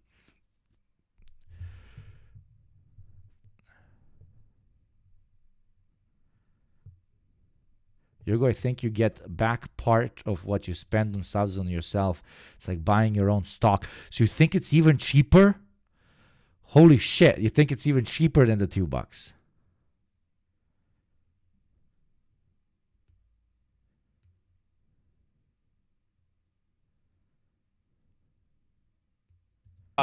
We have equilibrium. But even though adjusting interest rate... Which Ethra? 57? I got 57? Okay, let me write. Thank you very much, Witch Aether. I believe witches. I believe the witches. Wonderful. A new child soldier. Subscriber. Thank you very much, Chuck Sunset, for your 12th gift sub, you fucking legend. Yeah, without all the free subs. Without all the ones that I've given. So 57. We got 57. Okay, we got 57. Thank you kindly, Witch Aether. Also, is that a tax deductible expense? No, I don't really do tax deduction. Rates turns out to be a mighty powerful tool in creating that... Jesus fucking Christ, what the fuck? Thank you, God from Fault, for the 20 gift subs, you fucking legend. And even though I said I am stopping this extra thing, here's an extra 5 because I love you. But after this, I'm stopping. Okay, I'm stopping because I need to properly calculate it. Thank you very kindly, God from Fault. That is very nice of you, man. Thank you very much. Thank you very, very, very much. Holy shit. God coming through, indeed, indeed. Zorgob came down from the monolith. Thank you, Zorgob. We all pray. I'm the Baba Ganoush. Baba Ganoush. Wonderful. A new child soldier. Subscriber. Seriously, very kind of you, my friend. Thank you. Balance. Well, there's always a chance. I love how we didn't even like we played this video, but we were just doing like the conversation about interest rates and money. A new child soldier. Subscriber. Led us down the pipeline of inventing a new way to print money here on Twitch, which is always very, very nice. So, when it comes to making money, nothing is better than selling drugs. So let's learn about some fucked up drugs. Kids don't do drugs, only drink alcohol, which is also a drug, and I'm a massive hypocrite. Ha, ha, ha. The craziest drugs. I don't know. A new child It's soldier. Saturday, we're chilling, it's a vibe, let's learn about drugs. Because I am talking to you about sex. Does that make sense? Okay. Drugs that you have never heard of. What are the main drawbacks? Alcohol, main drawbacks, hangovers. Weed, main drawbacks, you kind of become stupid. Cocaine, main drawbacks, potential overdose. Meth and heroin, a literal physical addiction. There you go. Now pick your poison. At this point in YouTube history, I think everybody has watched at least one video about crazy or obscure drugs. And while these videos are interesting, usually if you've seen one, you've seen them all. And typically the entries are... Also, alcohol kills your liver. Yes, the one organ that can reconstruct itself. That if there's one part of your body you want to target with a bad substance, it's literally the liver. And half of the fast food that you eat fucks up your liver more than a vodka does. Trust me. No, if you drink enough, you don't get hangovers like me. Yeah, if you never stop drinking, you will never have a hangover. Dude, all drugs kill your liver, though. Exactly. And fast food kills your liver. And greasy food kills your liver. It's the liver's just fucked. Because that's its job. It's there to fucking clean up your bad choices, okay? Our liver is like a mother, you know, always there for you, no matter how fucked up the thing you did was. At least for you mother havers over there. Meth isn't physically addicting, isn't it? It's not. I thought like it's addicting. You really want to look like that. You really like once you start looking like a meth addict, you don't want to stop looking like a meth addict.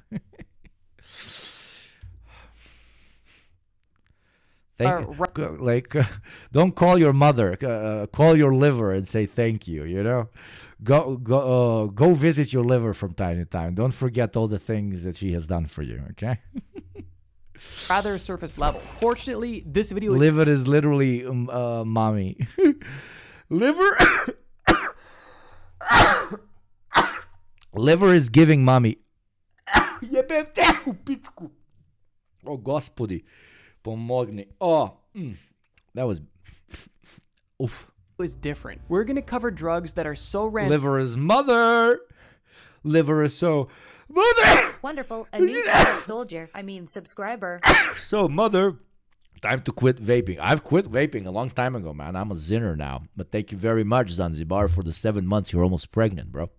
And so unknown Bless by the you. general Thank you. public Somebody's that even fucking super polite. Niche internet communities don't know about Thank them. you. Oh yeah, and this list gets crazier as it goes on. Let's begin. Salvinorin B methoxymethyl ether. If you thought of salvia when you heard salvinorin in the jumbled mess of scientific smart people speak, then you would be correct. But this isn't just regular salvia. This video is about drugs you've never heard of, and this stuff is way crazier than regular salvia. In fact, I think my beautiful mods, please adjust the title. I love you very much. Very much, very much.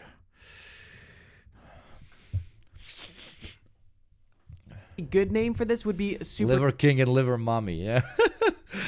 Liver is giving mommy salvia. But in case you're unfamiliar with regular salvia, let me recap quickly. You see, Salvador Allende. That drug was cooled by the United States government because it was treating other drugs democratically, and they did not want that. With regular salvia, from every trip report that I've seen, using salvia is almost a guaranteed miserable time. And even at that, the bar is so low for salvia that even a good experience is pretty much just not being as traumatized as the majority of people that take it. But Salvinorin B is... Has anybody yet invented a Twitch account where they just do super rare and insane drugs and they record themselves as they're getting the effects? Come on, somebody has to have done it. Is it against TOS? Is it against TOS to do that? isn't regular. Against the US, sadly. No, not sadly. That would be so fucked up. Well, probably against the US. Yeah, probably on Kick. There you go. Some of you that are already fucking unhinged drug addicts, just go and Kick and be very rich unhinged drug addicts, okay? His name is Hunter S. Thompson, fucking legend. You know this. I played it like many months ago. Hunter S. Thompson Daily. Okay, this man is my idol on this topic. Listen to this. He sits down to write. That's when he sits down to write. 12:05 to 6 a.m. He writes. Chartreuse, cocaine, grass, Chivas, coffee, Heineken, clove cigarettes, grapefruit, Dunhills, orange juice, gin, continuous pornographic movies. Gunnar confirmed, member of the great Israeli state. Hunter S. Thompson, Gunnar confirmed. He plays porn to himself while he's writing, drinking, and doing cocaine and smoking. Fucker goes to bed at 8:20. And of course, he needs to take a pill because he's done such an insane amount of alcohol and drugs and weed that he cannot sleep. That is a life, okay? Would I do it the same way? Nah. Is it fucking incredible? Absolutely yes. The human body will forever be thankful to Hunter S. Thompson, for he has shown us the great lengths that we can go to when it comes to putting it through the fucking ringer. Yeah, sure, the guy that went to space, the guy who went to the moon, oh, look at what our human body can do. That's all chill. But have you ever woken up at 5 p.m. and then drank and snorted cocaine until the next day at 8 a.m.? I didn't think so. So who's the real hero here, huh? Who's the real hero? Anyways, drugs. Continuing the conversation about drugs. Do not do them unless you want to then. God bless, motherfucker. Salvia. This drug is salvia. The trick is to do drugs and not get addicted, okay? That's the trick.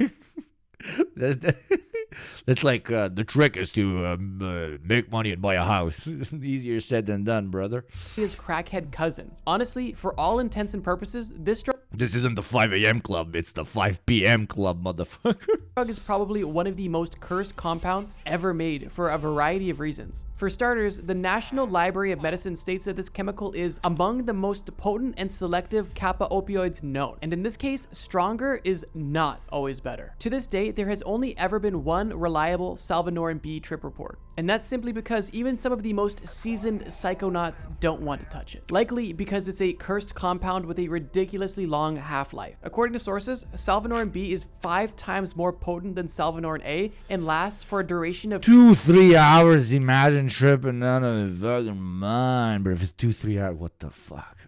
2 to 3 hours, which brings using this drug into the realm of sheer insanity. If you are crazy enough to want to try this drug, you would need to heavily mentally prepare yourself beforehand, because breakthrough drugs like salvia and DMT are known. Have you ever gone on Eurovid, the trip report website? Yeah, I heard about it. Amazing stuff, especially the Datura trip reports. Let's Google this. What's Aerovid? Aerovid. Mobile? Why mobile? I'm not on mobile. Holy shit. So what, you click on a drug and it tells you what it's about? Okay, I want a pill. Basics, images, law, dose, common brand names, ecstasy, EX, XTC, rolls, beans, atom, molly. Effect, classification, euphoric, empathogen, euphoric, stimulant, antacogen, phenethylamine. Chemical name, 3,4-methylenedioxymethamphetamine. MDMA is one of the most popular recreational psychoactives. I hear that MDMA, when it's completely pure, is not even that addictive. Most commonly sold as ecstasy, usually tablets, or molly, usually crystals. I love how I'm reading this as a cop. It is known for its emphathogenic, euphoric, and stimulant effects, and has also been used in psychotherapy. Effects. Holy shit, it's crazy shit. Whoa, graphs, brother. Whoa, bass. And then you peak. Woo! You go like, woo! Stupid. And then womp, womp, womp, womp. Oh. Last time I did salvia, I spent half an hour drooling into a teddy bear and thought the moment lasted for hours. I genuinely became a Marxist when I took 1,500 micrograms of LSD and experienced life and death over and over again in the bodies of many people. Just knew that the current order of things was not all right and capitalism was a bane on the existence of everyone. I knew and they were unaware and completely blind to it. Hell yeah. What did they call it? Like shroom Leninist or like acid communism. Thank you. Acid communism. Let's fucking go. My only time doing salvia lasted 15 minutes and I was talking to South Park characters. That's funny. It's really funny. That's really funny. That's so niche. It's so incredibly niche. But like you took salvia and you're laying back and all of a sudden, hey Kenny, you fucking Jew! Like just Cartman arrives. What's this guy doing salvia doing here? Is he also a fucking Jew? LSD is one of the best things to happen to art, I guess. If you show everyone Rakiada u pranjima, what real drugs can do, when you start lifting, send me a link. This is how Balkan people do drugs, okay? But I don't know which ones I'll get. Rakiada. This is when we come and drink rakia and like compete in who can get more fucked up, okay? Paranoia u pranjima. And this is what happens, okay? What? Ponosno predstavila peva. Thank you, Ranton Andy. Oh, no, shit. Fuck. No, sorry, chat. I'm so sorry. I did not know. Free drugs from everybody. Thank you, Ranton Andy. Thank you very much. This should be better.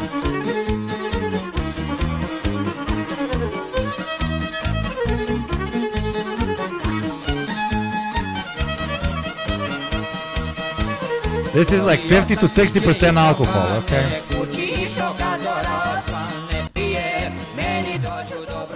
Come on, where do they get fucked up? Here they're competing, they're just...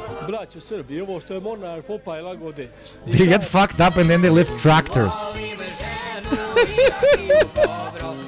Whoa, dude, what the fuck? That's some real core strength right there.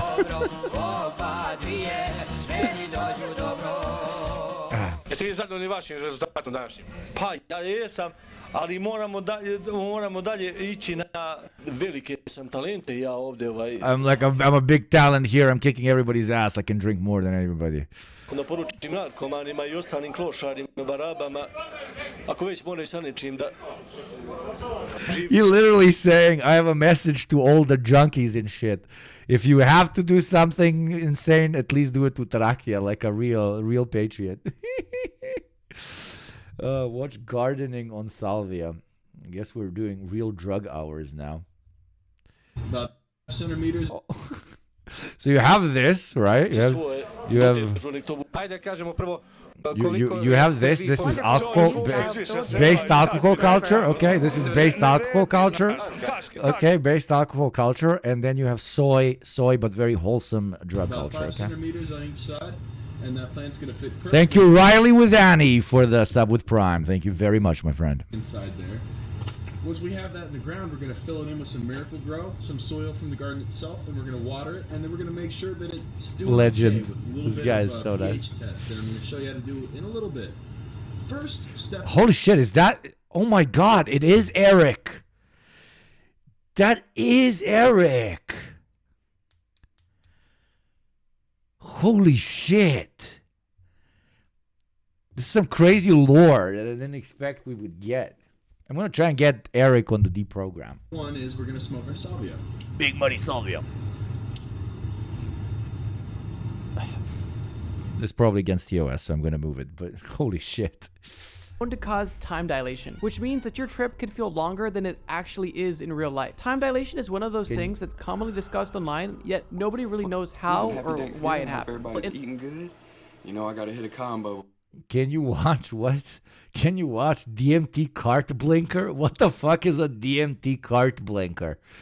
What in the fuck is a chat? Don't do drugs. Like, seriously, we're overdoing this. What's up, homie? What the fuck Happy is this? Thanksgiving. I hope everybody's eating good. You know I gotta hit a combo before I eat. Here we go, homies.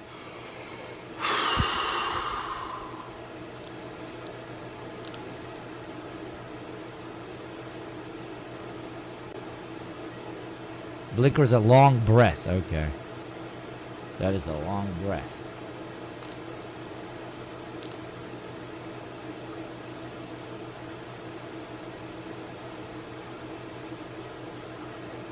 Dude. Hank to No. This guy is weed maxing, dude.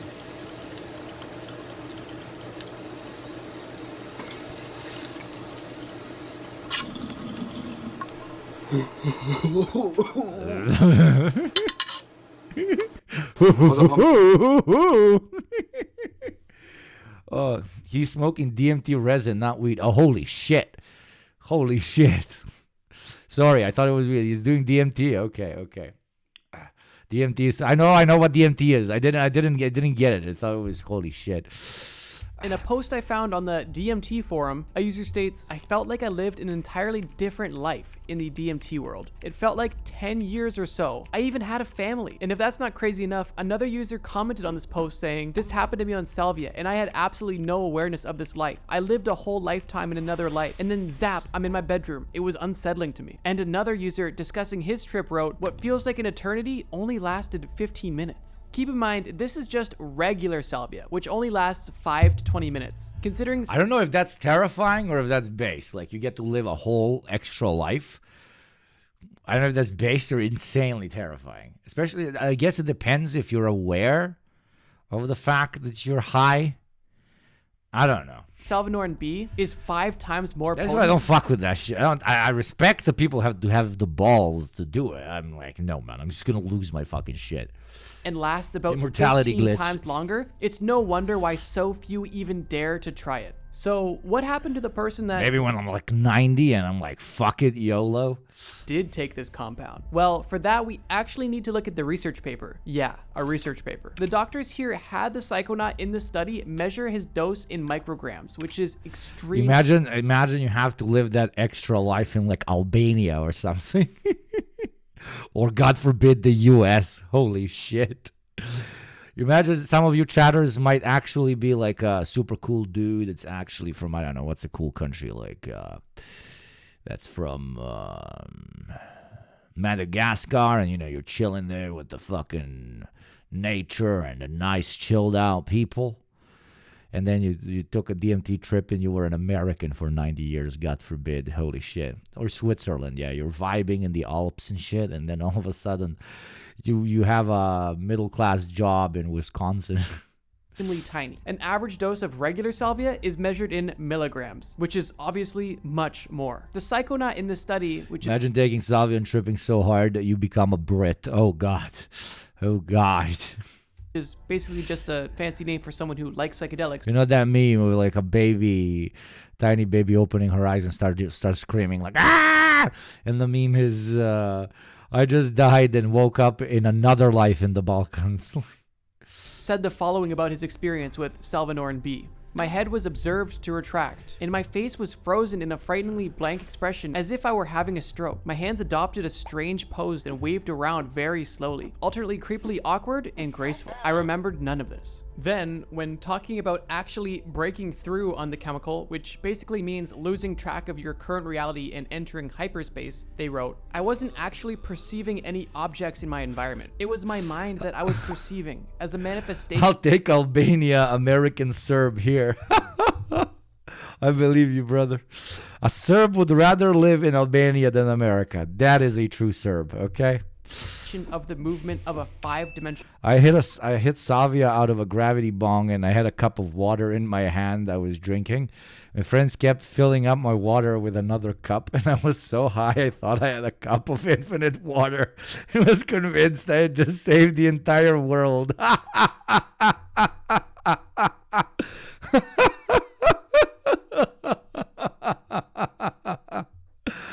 Oh, What if you wake up after your trip and you're sitting on a cart on your way to your execution together with Ulfric Stormcloak?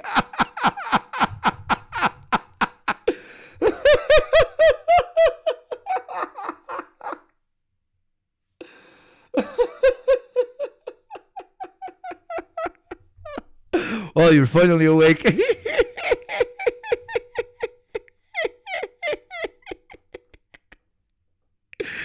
Yeah, but that was really good. Sorry, that got me really good.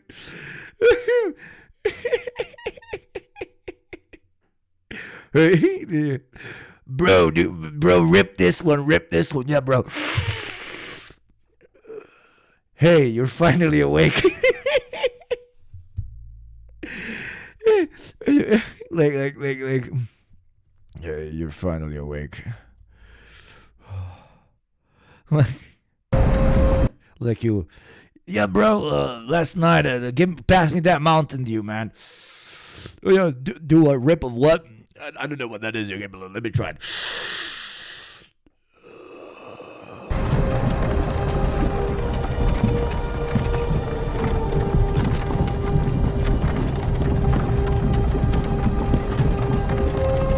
What the fuck? Whoa, what letter is in front of me, bro? What the fuck is this? Graphics super low, man. Across the border. You're finally awake. And you start telling him, guys, a dragon is about to attack. Don't panic when the dragon attacks, okay? Do not panic when the dragon attacks. Oh.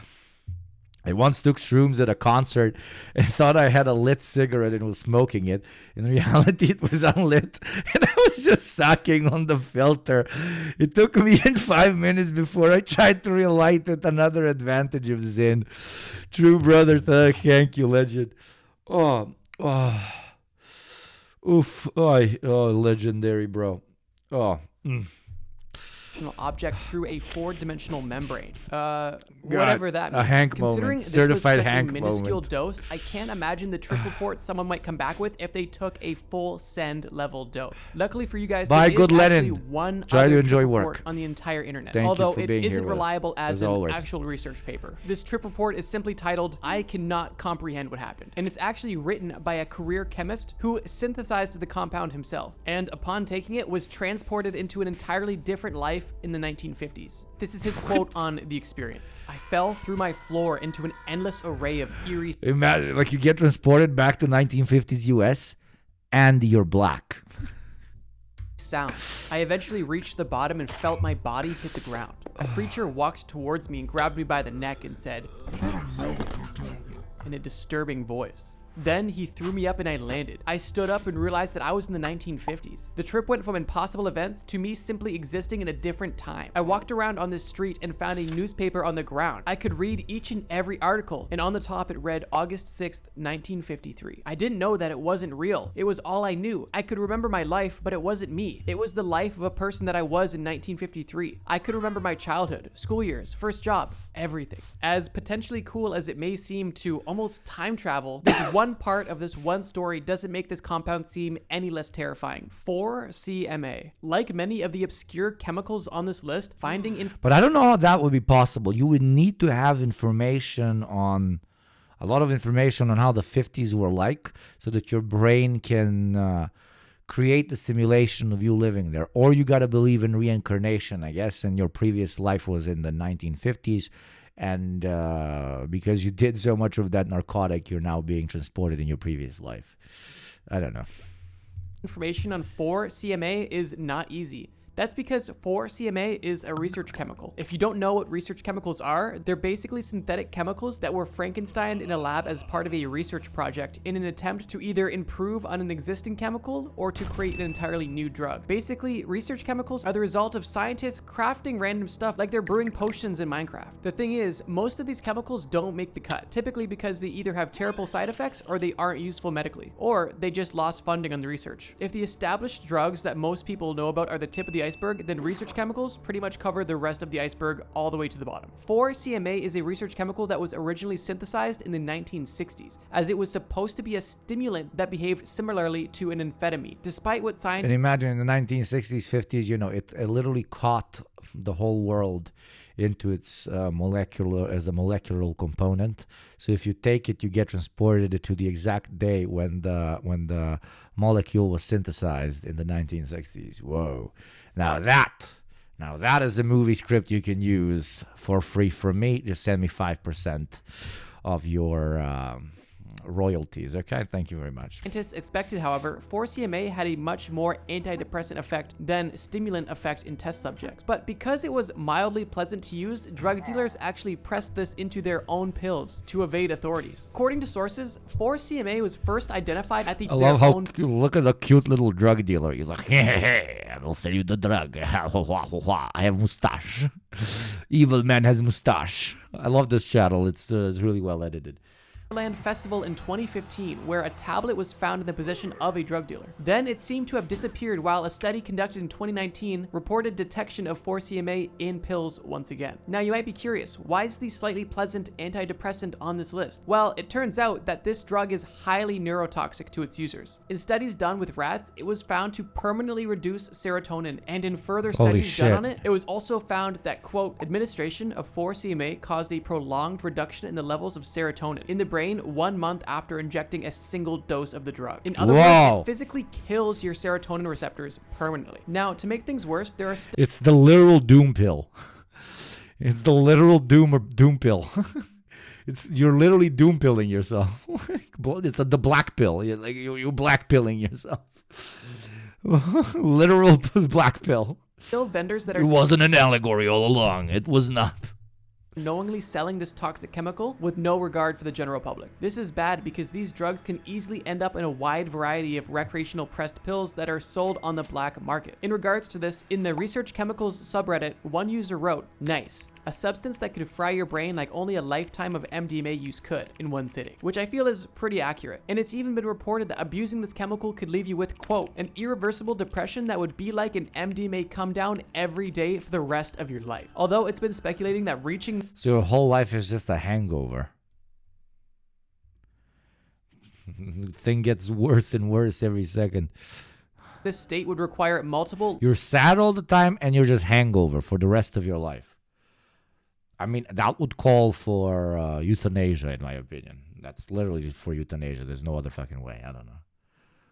You gotta get hooked on, like, I don't know, a hyper-stimulant drug so that you're constantly fucking ultra high, like some hardcore party drugs. I don't know what else.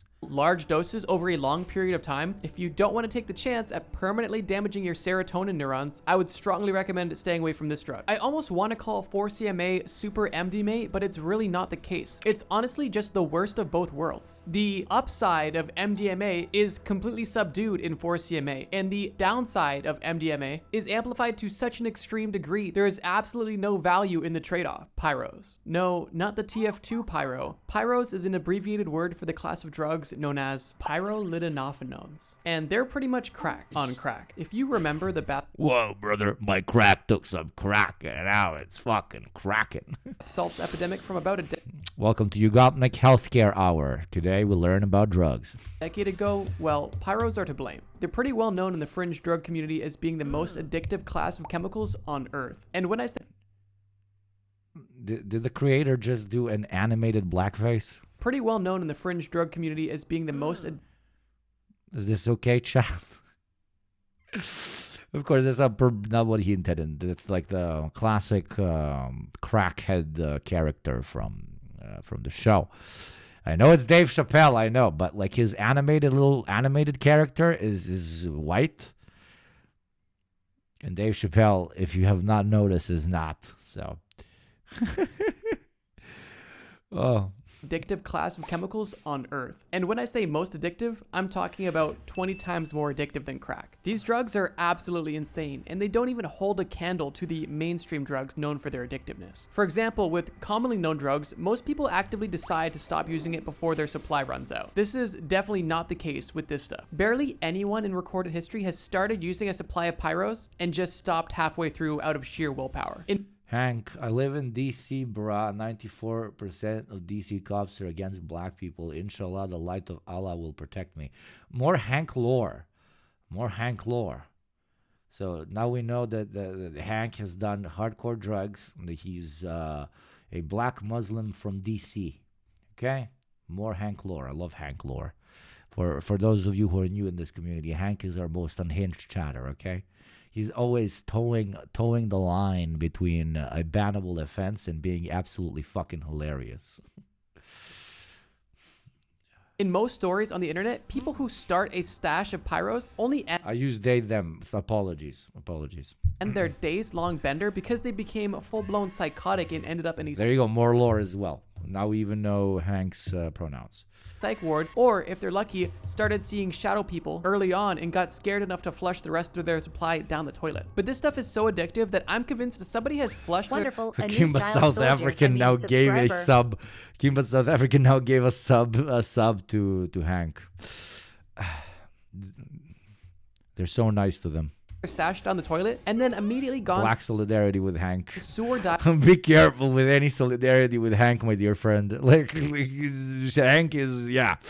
He's a dangerous motherfucker. Having afterwards on a quest to find his They're precious, a like dangerous Gollum in Lord of the motherfucker, Rings. sorry. Because of this, even the most seasoned drug users won't take this stuff because the compulsion to take more is practically impossible to overcome. In hindsight, it's no wonder we had a bath salts zombie epidemic. Just to clarify, bath salts are literally just pyros. Imagine you're trying to quit a chemical that's 50 times more addictive than crack, and every time you make a stop at the gas station for your nightly Twinkies, a scraggly old dude in the back who smells like salami is tempting you to buy it for a couple bucks. The thing about the bath salts epidemic was that whenever authorities finally got around to outlawing the latest chemical, the drug lords that sold them would just hire some armchair chemist on the internet to look for slightly different chemicals on the dark web that kinda looked the same. Keep in mind, they wouldn't even know what the side effects would be. So basically, they were pretty much just selling random research chemicals to homeless people as test subjects. Because of this, a lot of people got caught up in bath salts addiction around 2012 because they had no idea how addictive they would be. But that's not even it. Damn, the most son. diabolical aspect of pyros is that they make you extremely horny. I'm not joking. Like a 64-hour edge session with no break or sleep until you literally pass out from exhaustion or get submitted to.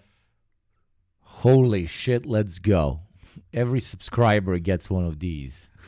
Chat, every single subscriber gets one of these.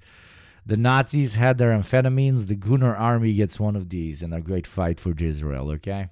To urgent care. They say that meth can turn you into a goonie. This will literally like be the currency in Israel. Like you get paid for your labor in these sorts Wonderful. of. A new child soldier.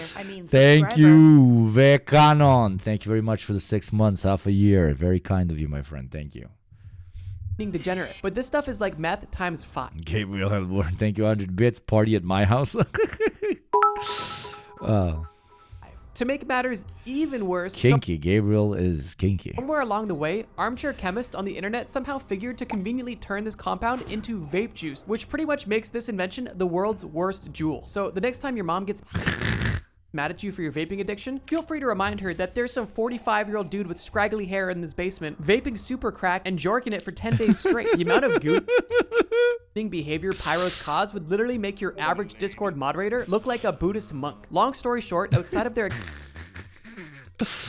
Oh, the video creator got some fucking jokes, man. He got jokes. extremely addictive qualities, these drugs Bye, Kimba South African.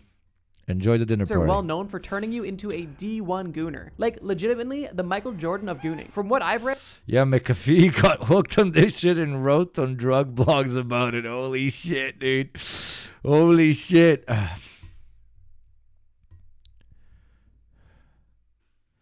You getting up to refill your cup couldn't have happened at a better moment. practically impossible. Wonderful. A new child soldier. see why. Subscriber. Thank you, Frocky, very much. Wait, what's this clip? Practically impossible to overcome. In hindsight, it's no wonder we had a bath salts zombie. Practically Whoa! In hindsight, That was it's so no wonder good. We had a bath salts zombie. Whoa! Impossible to overcome. In hindsight, it's no wonder we had a bath salts zombie. Whoa, that's so impossible to good. overcome. In hindsight, it's no wonder we had a bath salts zombie. Practically Whoa. impossible to overcome. In hindsight, it's no wonder we had a bath So salts good. zombie. Practically impossible to overcome. In hindsight, it's no wonder we had a bath salts zombie. Dude, it's so perfect. It's so perfect. It's cinema. Cinema. One more time. I'm sorry. Impossible to overcome. In hindsight, it's no wonder we had a bath salts zombie. Very nice. Very good. This drug easily makes you the biggest degenerate in the world. Trust me when I say, pyros are one diabolical class of drugs. And the only thing that is worse than a pyro is a drug that nobody even classifies as a drug. And that is, I mean, it has done so much damage all around the world. I don't even want to say it, because you will have to face it in 30 seconds, and that is advertising the world's worst drug. So be a good little abstinent subscriber for $6 a month of a free through Prime for YugopnikTwitch, and do not do drugs, because ads ruin lives and families. Yes. That was not a bad one. Come on. That was not a bad one. MEO-DMT. 5-MeO-DMT is basically DMT's mysterious Be straight edge on ads. Subscribe. If you think the sorcerers we talked about in the medieval video were mysterious, you'll be even more intrigued by this chemical compound. This Is your chemical son watching nicknamed ads? The God molecule. Is your son watching ads? Give him a credit card so that he can subscribe on Twitch. Don't let your... And surprisingly, unlike other chemicals on this list, this substance is actually naturally occurring. But this isn't found in a mushroom or tree bark like normal drugs. 5-MeO-DMT is naturally occurring in toad venom, of all things. I mean, talk about hardcore. Unlike the more forgiving and consistently spiritual trip brought on by regular DMT, whether or not 5-MeO-DMT is going to be a glowing spiritual experience or an existential crisis was basically a coin flip. And that's a problem, because if you choose to inhale this stuff, it is reported that this trip could last up to 2 hours, which is 8 times longer than regular DMT's duration of roughly 15 minutes. And unlike most psychedelics, in which people usually report pleasant experiences when they use the drug with reverence and respect, 5-MeO-DMT doesn't care how nicely you treat it. And that sucks, because if you have a bad time, you could have a very bad time for up to 2 hours. Fuck, this is so fucked, man. Additionally, in my armchair psychologist opinion, I'd wager that a bad trip on 5-MeO-DMT is at least 10 times worse than a bad trip on regular DMT. To prove this point, I'm calling upon a popular website known to host... Eric Andrews saw his dead father with this compound and it helped him positively. Okay. Trip reports. On this website, there's a category for bad trips. For context, with regular DMT, some titles of bad trip reports... Thank you, Gabriel. I'm just a wise man come down from heaven to smoke 9 till 7. All the shit that I could find. That's nice. Include first breakthrough, ego loss and bad trip, accelerating the evil and ego death, a cautionary tale, unprepared liftoff into the worst case scenario, and too much for a first time. Which, to be honest, pretty much sounds like they either took too much or experienced ego death, which is kind of a normie experience with psychedelics. Now, on the other hand, here are the titles for bad trip reports on 5-MeO-DMT. Existential horror, pure horror, facing psychedelic terror, unimaginable depths of terror, and I ended up praying to Jesus Christ. Yeah, it's not a super fun way to spend your Sunday afternoon. Honestly, as a word of caution, if you're prone to existential anxiety, I would shy away from reading any bad trip reports altogether. Now, it seems like a common theme in these reports that people actually think that they're about to die or actually dying while on the drug. Now, I don't know about you, but taking a drug that makes me believe I'm actually dead and now my only friends are Casper the Ghost, the Grim Reaper, and Harambe totally sounds like a blast. Sucks, because I actually want to be dead. Dum dum dum dum. Not one reason for these reoccurring death themes in trips might be that 5-MeO-DMT is one of the only psychedelics that has... The only drug I do is prayer to the Lord and Almighty Savior, the God Emperor. The actual capability to kill you. You see, usually psychedelics can't kill you unless you do something really dumb under the influence. 5-MeO-DMT is different though, because unlike most psychedelics, this drug has caused death in at least 2 cases, with the 3 major causes being, quote, suffocation after vomiting, lung shutting down, and cardiac arrest. One interesting trip report I found about 5-MeO-DMT wrote, I cannot emphasize enough how insanely weird, alien, and utterly cosmic this felt. Like I'd broken some type of rule and I'd entered an entirely different universe of some type. If you ask me, 5-MeO-DMT is nothing to mess with at all. Before we get into the last entry on this list, I want to make 2 quick notes. One, this video was actually a top 10, not top 5, but because of time reasons, we cut it in half. With that being said, the second part to this video is even crazier than this first Because of time reasons. part you're currently watching. Due to the nature of this video, it's rather risky for me to post videos like this, so unless you guys really want part 2, I likely won't post it. If you enjoyed this video and want to see the next even more crazy compounds, please tell me you want it in the comments, and maybe if this video gets 20,000 likes, we'll do it. So with that being said, let's get to the last entry on this list. Technically the... Got 82,000 likes. He was cuting, and he was cuting hard. First half, Duster. I know what you might be thinking. What on earth do you mean by Duster? The nickname your elementary school bully gave you in 4th grade? A brush for dusting furniture? An American indie rock band from San Jose, California that was formed in 1996? Okay, nobody was thinking that one. No, I mean Air Duster. Air Duster is the one drug that I can't state this clearly enough, you never want to use. And the reason is way more insidious than you may think. Duster kills your brain cells. By the way, Air Duster is not just compressed air in a can. The reason Air Duster is actually considered a drug is because it's mostly a refrigerant, not air. And because this gas is heavier than air, when most people are using it, their voice becomes very deep. And my voice gets really low and sounds like a monster. Basically, when you inhale, the chemical replaces all of the oxygen in your lungs and removes carbon dioxide in the same way that regular air does. All the while, your body is getting tricked into thinking that it's inhaling oxygen because there's no carbon dioxide building up. This causes the user to get hypoxic, which is basically another word for painless brain suffocation. Essentially, Duster makes you suffocate without your brain sending you into fight or flight mode, which often causes euphoria as a byproduct. This might sound cool or fun until you realize that every time you get high, you're giving yourself insane amounts of brain damage. This is because your brain can only bear around 2 to 5 minutes of hypoxia before your brain cells die permanently. To make things even worse, usually Duster abusers will use this stuff for hours on end or until they pass out. So instead of just minutes of killing their brain cells, they're doing it for hours a day. According to numerous anecdotal sources I've seen across online, this is one of the hardest drugs in the world to quit. I know this sounds ridiculous, but this is a reoccurring theme on this list. For example, in a post titled My Story of Air... I think that is absolutely insane to claim. I don't know if there's statistics on it. I've done this at clubs or whatever. Very not addictive. Done it 10 times and it's whatever. It's not. That's absolute bullshit. And it's kind of making me question the validity of the entire video. Galaxy gas being one of the most addictive substances of the planet, like more than heroin. Are you literally on drugs? What? It's very like whatever. Like ooh, your head spins a bit. And you're like woo wah. Okay, is that different? You probably did nitrous, not Duster, so it's not galaxy gas. Is this not galaxy gas, as you Americans call it? It's different. A worse gas is the gas they use in your ACU. It's probably a different thing, okay, right? It's not a different thing. Nitrous is different. Yeah, galaxy gas is nitrous. He's talking about something different, okay? Chat, you confused me. I still love you, though. Duster addiction. Hugo is a whippet defender. No, I'm not. It's whatever. So when you're drunk and you're doing it's like, woo, it's whatever. It's whatever. I talked to a judge that was passing legislation on whether it should be legal or not in the country I'm living in. And they had a whole board of medical experts explaining if it's not or if it is. They ended up banning it, but not because it was that bad for you, but because a lot of kids get access to it. That was the reason they banned it. Just kids get access to it because they buy the gas that's used for cooking. They didn't buy. He literally told me we didn't ban it because it's like that fucking bad for you compared to other shit that we sell. You know, one user makes sense. But okay, so this is not just nitrous because saying that whippet gas or whatever is like one of the most addictive thing on planet Earth is insane.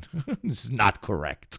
On Reddit wrote about how addictive this stuff can really be. In this post, he writes about the first time he tried it. Quote, "One blast and I was done for. I felt like I needed to feel this way for the rest of my life. I cannot describe the euphoria." Then, according to his story, he went to rehab, but immediately after he got out, he relapsed, writing, "I got a job that I lost, but I received a paycheck for around $200 and it literally went on a ridiculous..." This is like office air duster used to blow off your keyboard. Wow. this binge on Duster in my car in the Walmart parking lot. I easily huffed over 50 cans in a 48-hour period. Holy I seriously shit. couldn't stop. He ends the story with saying, quote, "This stuff will make a mess of you and will take you down faster than any hard drugs out there. This is not some kiddie drug. Like I've said, I've tried everything, and nothing is compared to the insane rush of euphoria you get from Duster. If you use Duster, even short lengths of abuse can cause permanent brain damage." Okay, let us Google it. Okay, Duster drug. My search history is air duster drug use.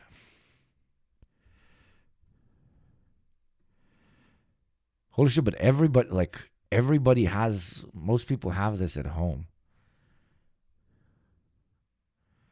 And somebody thought, let's huff it. The first person that did this, like, why? How? Why?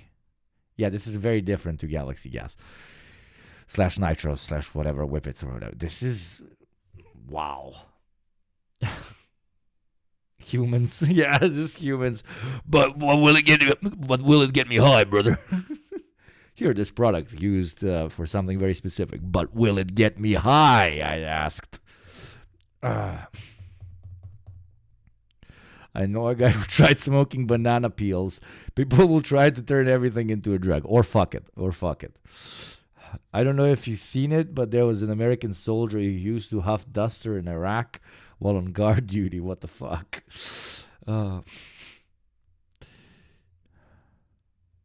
This is why underage drinking should be legal. So they concentrate on beer. Humans will do two things to everything in existence. Find a way to fuck it, find a way to huff it. Legendary. Why can't Americans just drink like the rest of us or smoke weed like the rest of us? Why are you huffing a Duster, dude? Serious memory problems, Huffing a fucking Duster. Legendary. seizures, loss of IQ, a loss of one's ability to focus, confusion, a permanent loss of coordination, permanent slurred speech. When I was in the Boy Scouts many years ago, there were a group of kids that tried smoking a phone book.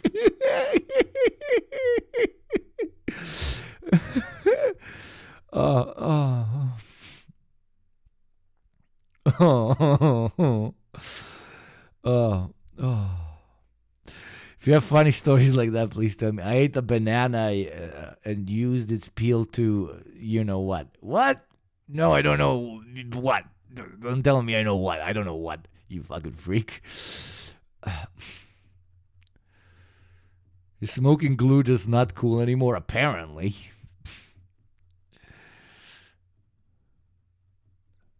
I've tried nutmeg before. Do it. Smoke the toad. Smoke the frog right now. Do it. Smoke the frog.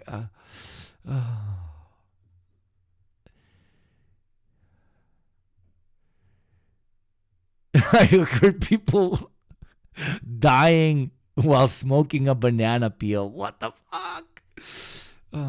Went to a Catholic school and made joints with pages from the Bible. You're going to hell, my dude. Holy shit. Smoked leaves off of the ground as a kid, once thinking it would be like nicotine. It was awful. Yeah. Well, I rolled like, we were very stupid. We'd take like a napkin like this, and then we would basically roll it into this fat paper, and I'd smoke and I'd cough our lungs out. I became a very late smoker. I'm proud of myself. All the way at 19. I started smoking at 19, which is like insanely late for my part of the world.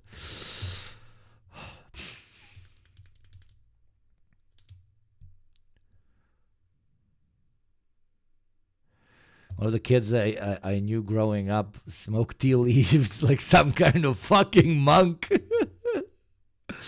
There was a trend back in 2017 where kids in my school would snort cocoa powder and get a buzz. They also would chew kratom and spearmint because this random ass old dude grew kratom just in his yard. I smoked a lot of stupid shit I shouldn't have, including banana peel and nutmeg, but my boys took it way too far with bug spray on weed. Lele batte. Lele batte batte lele.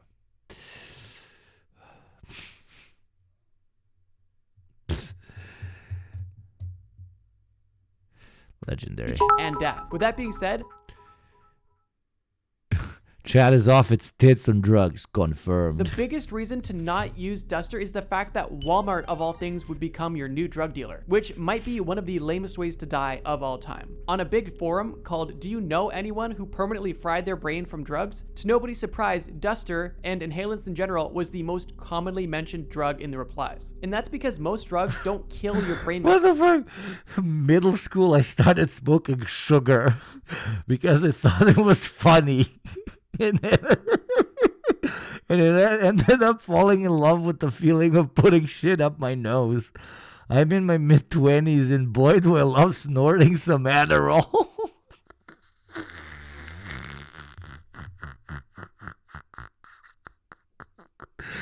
Thank you, Gabriel, for 100 bit shots. It's off. It's up. Yeah, sorry, I missed.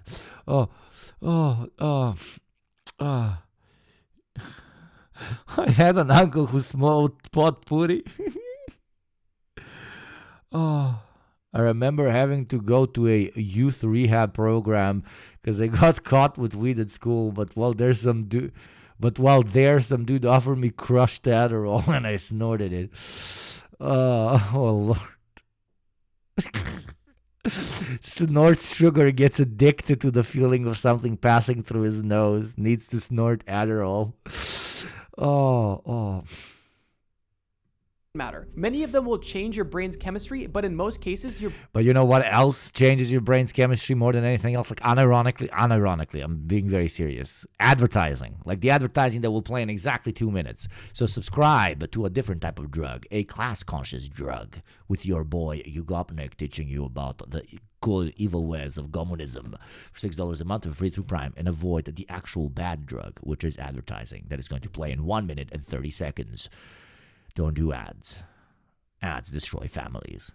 brain can make a full recovery over a long enough... I want a 10 out of 10s. Thank you very much. ...period of time. But this is not the case with Duster. In response to this question... Even Kubashi gave me an 8.5. Holy shit, that was a good pitch. One person in this thread wrote, I worked at a movie theater. Had a coworker who was above average intelligence. He got into inhaling air cans. After 3 months, he was pretty much the dumbest person I ever knew. He didn't make much sense and he thought everything was so funny. Another user wrote about their Duster experience, and I think it's safe to say that this stuff is definitely no joke. According to the poster, they, quote, probably inhaled dust off 3 to 10 times a day for 2 years. Then they talk about when they finally quit it. Quote, by the time I stopped, I could not understand language much. I couldn't understand the concept of family or why anything worked how it was supposed to work. Sometimes I read and words suddenly looked like foreign shapes to me and I can't decode them in my head. I'm lucky I'm not like that to this day. Yeah. Definitely don't take this drug if you value your life. All in all, I'd wager even the most hardcore drug nerds out there haven't heard of at least one of the chemicals I mentioned on this list. But if not, don't worry, because this is just the tip of the iceberg. Because like I mentioned earlier, there is another list ready to go if you guys want it. To summarize, some key takeaways are, don't use 5-MeO-DMT unless you want to buy a 2-hour timeshare in the shadow realm. If the weird guy from high school who took way too much interest in organic chemistry tells you he has some super salvia, don't take it. If a smelly looking guy with a blank stare starts eyeballing the air duster in your shopping cart at Walmart, don't give it to him. Don't ever take black market MDMA at a rave because it might cause an endless depression. And don't listen to anyone that says using bath salts is a good idea. And please, for the love of God, don't hit someone else's bath salts vape, especially if it feels sticky. Source? Trust me, bro. If you want to procrastinate... Unless you're a true gooner, then you can take it. Literally. even longer or stay up even later. I did air duster on my 12th birthday. I was a little gangster apparently. Holy shit. So satanic Marxist, is it like the worst drug to ever exist and the most addictive experience of all time? Is what they're saying for air dusters. But again, an air duster isn't nitros. It's not the fucking whippet. It's not galaxy gas. It's something very different apparently. Did you enjoy it, satanic Marxist? I got on meth at 16. Oh, God. Okay. I hope you're good now, my friend. I hope you're good now. He said he ended up spiraling and on meth. So, yeah. So, I guess if it says it's for Dustin, it's not for Mustin. Up your nose. I do coffee. Crazy drugs, man. I've done a lot of shit, and Jesus Christ, satanic Marxist is also a druggie. Fellow addicts unite. It is nice you have a safe space here. Do they have crocodile in Serbia? No. Probably yes. I don't know. I think crocodiles are just something you make when you don't have heroin. I've been clean for 5 years now. Good for you, my friend. Good for you. I used to steal my grandma's oxy. I fucking that having that shit in my house. Drugs are fun, but like, yeah, also not. Yeah. I had a friend in college that died after huffing duster. He had multiple massive strokes at the age of 20. What the fuck? I guess dusters should, like, I don't know, come with this insane warning, or because you probably can buy a duster everywhere, right? Like in like Office One and like office stores. Thank you. It actually means a lot because it's a daily struggle. You got this, my friend. You got this. You can buy it at Walmart. Holy shit.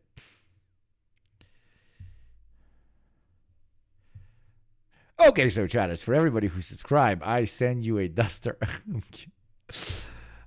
Electric air dusters exist now. You don't have to have that shit anywhere near you anymore. And it's only $5. Well, I can't Google because it might show my location. Anyways, I'm going to go and order some air dusters now. You will never see me again. See you tomorrow on Monday. Most likely tomorrow. I will see you tomorrow. Thank you to everybody who has clicked that beautiful follow button. If you haven't, it costs literally nothing. Press it now. Thank you to everybody who has subscribed, especially during the period of trying to cheat the Twitch system. I will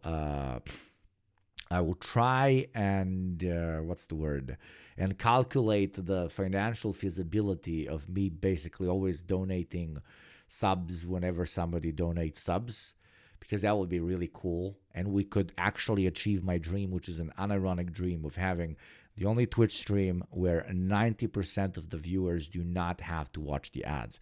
I want 90% of concurrent viewers at all time to be subscribers. I think that is a sick dream, parallel to the levels of Martin Luther King that I'm sharing with you here, okay? Do you understand me? Thank you to my mods. Thank you to the subscribers one more time. You can find me on Instagram as Yugopnik. You can find Yugopnik Live over on YouTube for some very nice highlights. Again, Yugopnik Live on YouTube.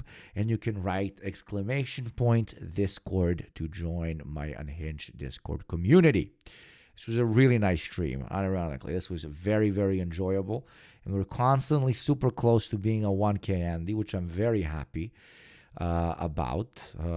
Like 2-3 months ago, we were always averaging around 300 concurrent viewers.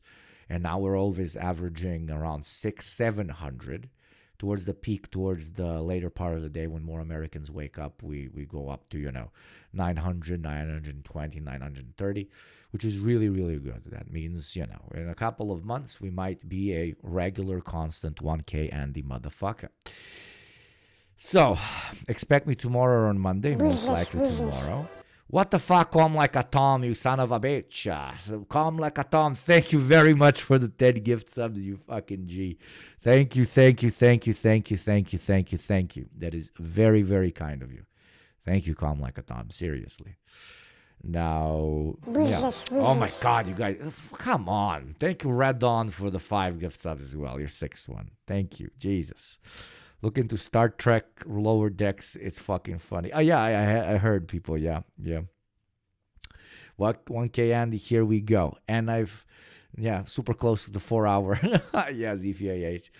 We need to juice the person we raid. Okay. Now, my mods have given me a very cool creator who's a bit smaller, even though I'm pretty small. Mexica Luna. So I want you to go, make them feel nice. Say hello from the Yugo community, my beautiful child soldiers. The art for the subscription badges is coming, and I have to say it's looking pretty legit, man. It's looking pretty legit. I think you're going to enjoy it. So go, raid, have fun. Do not, I repeat, do not use things that are supposed to clean your keyboard for nasal injection. Okay? because you might end up becoming, no, you already fucked up. You might end up becoming a Yugopnik watcher. I was doing a satanic Marxist joke. Sorry if it's sensitive, but I think it was funny because you struggled with like obviously awful things, but you still struggle with having to watch me, which is the worst thing that could ever happen in your life. But yeah, don't do it. Don't watch Yugopnik. Anyways, yeah, go raid. Thank you very much. Today was genuinely very chill. Very, very, very, very chill. I hope we learned something. At least, like, don't do dusters up your nose. And go raid in 10 seconds. I don't know why I have like 820 people, but the raid only allows me to raid with 490. Why do you think that's the case? I don't know. Go raid, have fun, many kisses from the Balkans. Bye-bye.